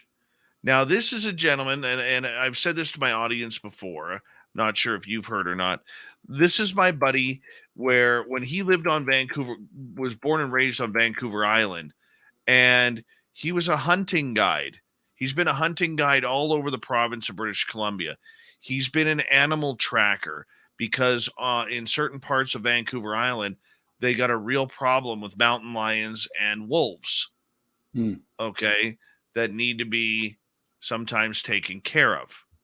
All right. He's been an animal tracker. This is a guy who's been face to face charged at by bears. I mean, there's nothing really that scares him in the forest. And it took his brain a couple, 3 weeks or more to finally comprehend that he did see what he thought he saw, which was a Sasquatch, because it was the only explanation when you run down your board of elimination, you run that down. Now, the strange part about it is we don't know how it left. It could have walked out of there when we were kind of shaky flashlighted. We think we would have saw it, but we don't know how it left. Did Right. it just vanish? We don't know. I would be more of a flesh and blood person if on my second encounter on my friend's property, if I didn't see the pixelation Right. of the creature, and then like 20 seconds later get roared at. My friends and I got roared at from behind the house. Okay, so I mean, it all makes sense, dude. It all makes sense, and you have to take the time to comprehend what you saw or Mhm. what's happened. And I think that's fair. That's totally fair. Yeah, and I'll always say, I'm not. It's like you said. I don't deny it. I don't. I'm not saying that all these sightings like you had and everything that they didn't happen. I would never belittle somebody's experience because it's happening. I haven't seen the evidence myself to make me jump that fence, cross that line. Right. When I do, I will be the first one to sit down. I'll have a show. I said, well, scoot over. I just punched my ticket on the Woo train. So, but I haven't, like I said, I just haven't seen that experience that said, okay, there's no other explanation.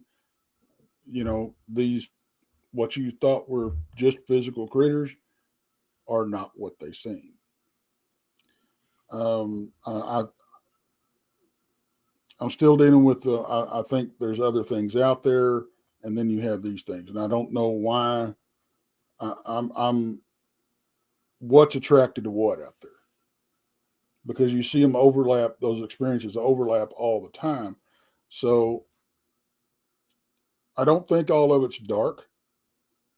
A lot of what we run into, I think, is because of the dark energy out there where we investigate. But we're experimenting right now to see if we can get far enough away from this central area to where we're not running into the paranormal, and we can focus on the physical. We really haven't found that spot Let, yet. let me ask you this. Why not do both? Well, that's what we've been doing. We've been, hitting it on both fronts. We do. That's why I've brought, paranormal investigators onto the team, but they're just as flustered as as we are. Um, so Well, and I think I can maybe give you a real cheap ass answer as to why. Because you have solely focused your ways on cryptids, flesh and blood. They have fully pushed their direction towards ghosts.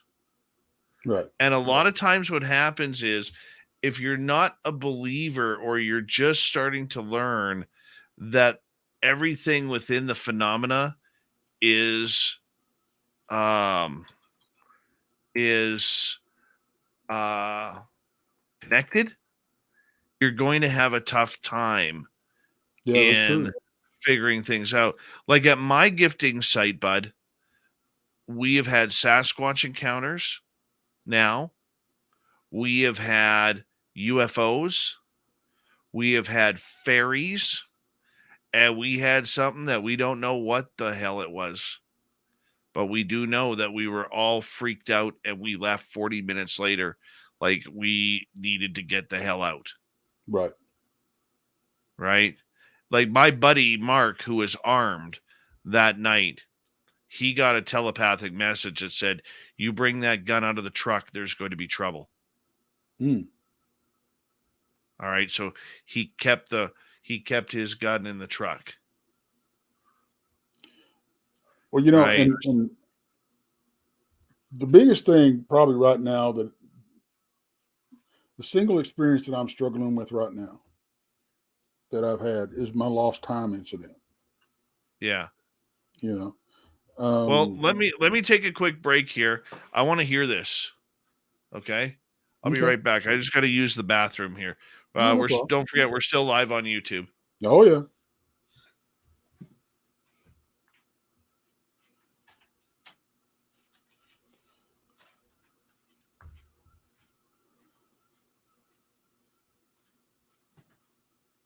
So here's the plan, guys. What I'm going to start. I've just dipped my toes into the world of TikTok, and it's under the same moniker, Texas Front Porch.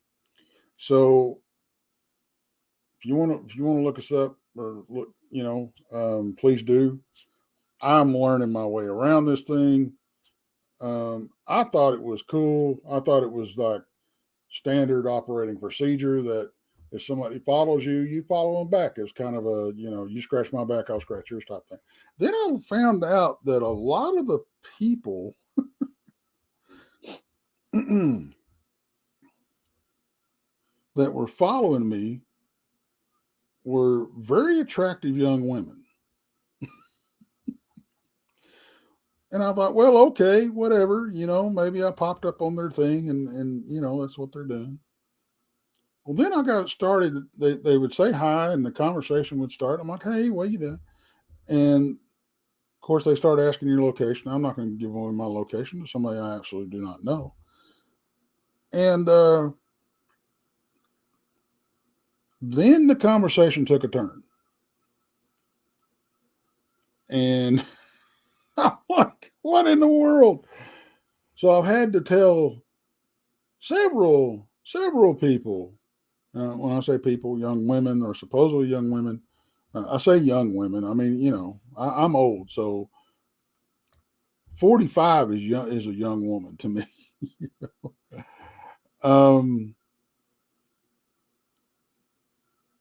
I've had to go look. Let me put this out there. I'm happily married. Been that way for 30 years. That kills the conversation right there. So yeah, I'm learning my way around, but I've posted a few videos out there. There's the howl that was caught in southeast Oklahoma. A lot of times, if you listen to some of the episodes on Texas Front Porch, you'll hear that as part of our intro. But I've also posted some footprints that we found out there, and just stuff like that. And I've been trying to find out what everybody's doing on that platform, and trying to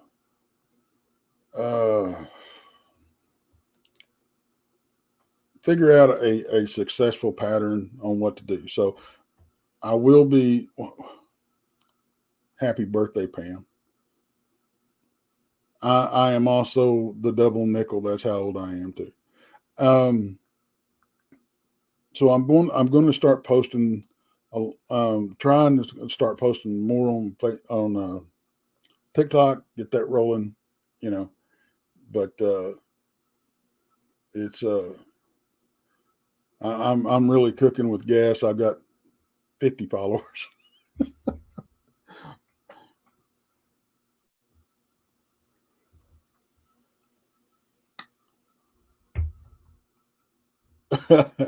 Yeah, Grand is there. I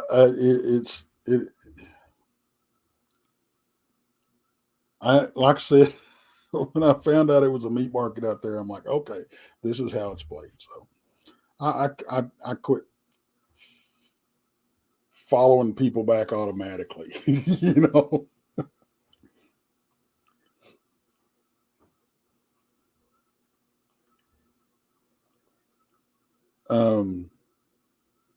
Hey, Crystal. For everybody in chat, Crystal is going to be on the front porch Monday. So, yeah, looking forward to that. She's got some crazy experiences. Well, right on. Let's talk to us about this missing time story, brother. Yeah, that was an interesting thing. I mean, it wasn't just, I lost a few minutes. We had went down into the bottoms and we were walking and we figured nothing really happened out of the ordinary. I mean, I think that's the same time we found a tree twist, and that was very impressive. It was about this big around. It was a still live oak tree that had been twisted about 3 feet off the ground so much that it just exploded, and it was insane, and it was still alive. It was very, very recent. It hadn't even started bleeding yet, but we couldn't find any marks on the tree or anything like that. Of course, I was early into the game. I really didn't know everything to look for. I wish I could go back and relive that because I know a lot more. I know what to look more now to what to look for now. Right. But we got hungry, and I try to make it a habit whenever I'm out in the woods. I don't worry about a clock. Okay, I put my phone in my pocket, put it on silent, and I try to forget about it. Right. So we start getting hungry. We said, well, let's head on back and get some lunch. We were supposed to pick his kids up from the bus stop and everything about 3:30. And I said, yeah, that sounds great. We'll just go back, grab some lunch, go pick the kids up, blah, blah, blah. So we start walking back, and we're like, man, we should have hit the turnoff for the truck already. And then we start looking at it. I'm like, well, I don't recognize any of this around here. Well, let's turn back. Maybe we missed it. We did. We missed it by a quarter of a mile. No. And so we got back to the truck, and it was 4:30 in the afternoon. We thought should have been about noon.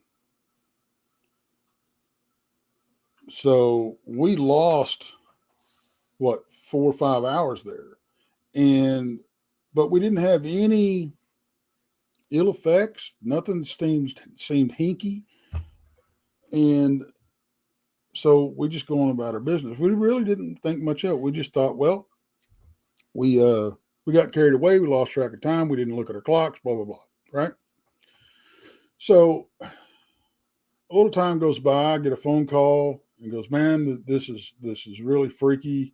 The footage that I got when we was out there, because he was filming the whole time with a digital camera, handy cam or whatever, and on a Sony little handy cams, I think it was.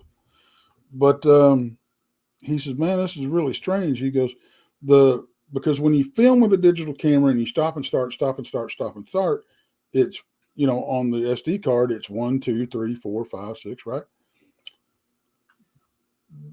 They were all jumbled up. 1, 9, 14, 3. I mean, it was all mixed up. And then there was a piece of footage of somebody or something sprinting through the woods, turning around, neither one of us to be seen. And we never left each other's hip the whole time we were there. We're like, well, I don't know what. We couldn't make heads or tails of it. We very rarely talked about it privately, and not to mention publicly. I think we mentioned it a couple of times. but we never really got our heads wrapped around it. Fast forward to this year, and I asked Jessica, I said, why don't you remote view that for me? Mm-hmm. And, but I said, I want to reveal everything on live on air because I want a raw reaction, that type of thing. She texted me, she goes, I think we really need to talk before we go on air with this. I said, okay. Because you're going to need some time to process this, what I'm going to tell you. I said, okay. So we have a conversation. Well, it turns out when she remotes views and says I was abducted. We both were, but I was the first to go.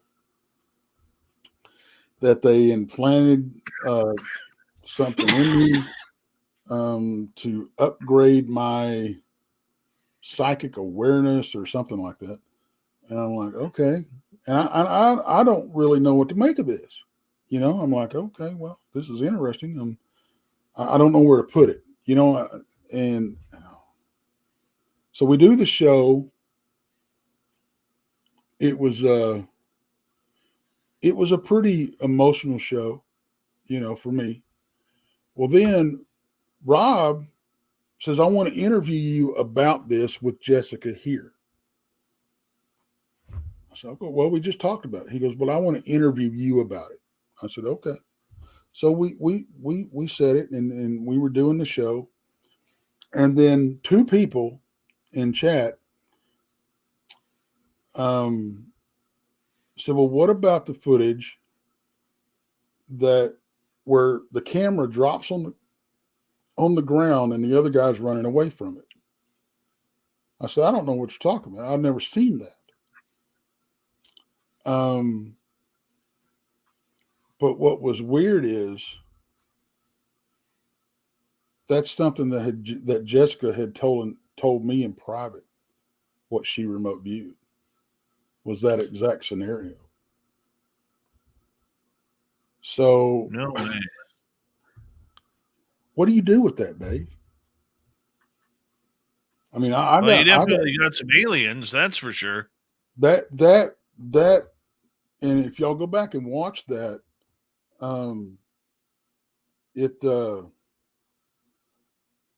that was a very emotional show for me because I got that, you know, they dropped that bomb on me live on air. And then I don't know why, but it just it was almost overwhelming for me. And thankfully it fell right when we were taking a break and I was able to compose myself over the next 5 minutes and then come back somewhat composed. But it still bothers me. I've toyed with the idea of doing the regression therapy, you know, but I'm not at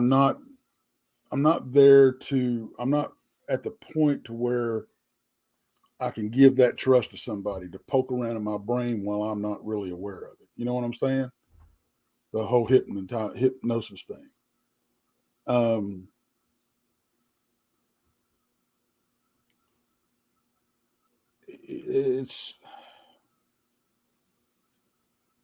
don't know how else to put it, Dave. I just don't know where to put it. I can't get my mind wrapped around it right now. I think I'm still in denial, honestly. Most are. You know, because I've said it before, and I know how this is going to sound, but you have to realize how I mean it. I don't want to be one of those people. And when I say that, I've had all these other experiences, right? I don't want to be one of those people where, oh, well, now he's seeing aliens, he's being abducted, that type of thing. You know what I'm saying? But I can't But we all go through that. I'm sorry, what? We all go through that.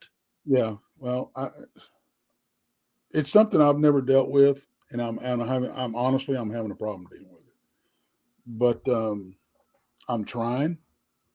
You know, I've talked to a few people about it, and I think I have to really collect my thoughts on it and get to a point where I feel comfortable enough and I don't have to meet somebody that I trust enough to let them poke around in my head, and maybe we can get some more answers. The saving grace to me was she told me that, well, she goes, you did not go down without a fight, but you went down. I said, okay. At least I fought, and that made me feel You always better. go down, buddy. You always go down. That's one thing that I've learned. Oh man, I tell you, but that's one thing that I'm dealing with, and I think I would have been a lot better. I think I'd have been a lot better off if I'd have just seen one. Well, I But mean, like that day we had in the forest, dude, where all three of us adults who were there picked up on something. My boy didn't pick up on anything because I didn't expect him to. Okay. But we would not let my son out of my truck. Okay. There was just something there. And the entire time that we were going up there, I was seeing pareidolia of alien grays everywhere, dude, in the trees, in the brush, everywhere on the drive up to our spot. And I talked to Robin McCrae about this, and she thinks that there was something nefarious there. And that's the big reason why we were feeling that way. But I'll tell you, it was gut wrenching, dude, because my buddy Mark, he was feeling something different. My partner was feeling something different, and I was feeling something completely different regarding it as well. So, I mean, we just did not, we did not feel right. There was something strange and scary about being there. And that's where my buddy Mark got the telepathic message. And we'd been to this place numerous times, never felt anything like that. Didn't feel anything like that previous or since. And just something was there that made it highly, highly uncomfortable. And the one thing that I do when I go into the forest is I am always watching the clock. I'm always watching the clock just to make sure that there is no missing time. I've never had missing time. I've had time skip on me years ago, but I've never had missing time, so to speak. So, I mean, I just find that really, like when you were there, did you feel anything different? Did it feel different going into the forest that day? no. That's just, me and him talked about it. It's like, the more I've thought about it, the only thing that I think possibly I may have narrowed it down to when it happened was at some point when we missed our turnoff, to walk back up to the truck. Because that's not something we should have done. He knew the area like the back of his hand. I'd been there once or twice, and it was a very where we parked where we turned out of the bottoms to walk back up the truck was very distinctive. And I'm like, I can't believe we were both like, I can't believe we missed that. So I think that somewhere in that point of time is where it happened. and then we got set down past our turnoff or something. I don't know. It's just, but like I said, no ill effects, no nothing. It's not like we woke up on the ground and go, what happened? It was just like nothing. So, did you ever feel at any time that, you were feeling different? not that I can remember. No. And that is so puzzling to me, because most people you talk to, there was something off, right? There was absolutely nothing off, about that day, about any of that time. It's just so weird. And That honestly, is I weird. wish it hadn't happened. I was perfectly fine loping right along there, where, thinking nothing happened. And, Yeah. and then, and you mentioned Robin a little bit ago. We had her on the show and we touched on this, and she said that she thinks I've been abducted more than once. And she kind of left it at that. I said, well, I'm not sure if I want to jump into that, but she said, yeah, you've been abducted several times. I'm like, I don't know. So.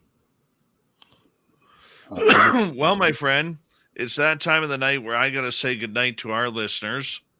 And because I have to get to bed here. Not sure who our guest is tomorrow. It's supposed to be Bill Bean, but we're not sure if he's going to be able to make it or not. So we might have another guest. Tex, if that happens, I may bring you back tomorrow night if you're available and go through some of these stories again. Unfortunately, tomorrow night tonight, Wednesday night is my Monday. I'll be at work. Oh, yeah. You got the work thing at night. Yeah.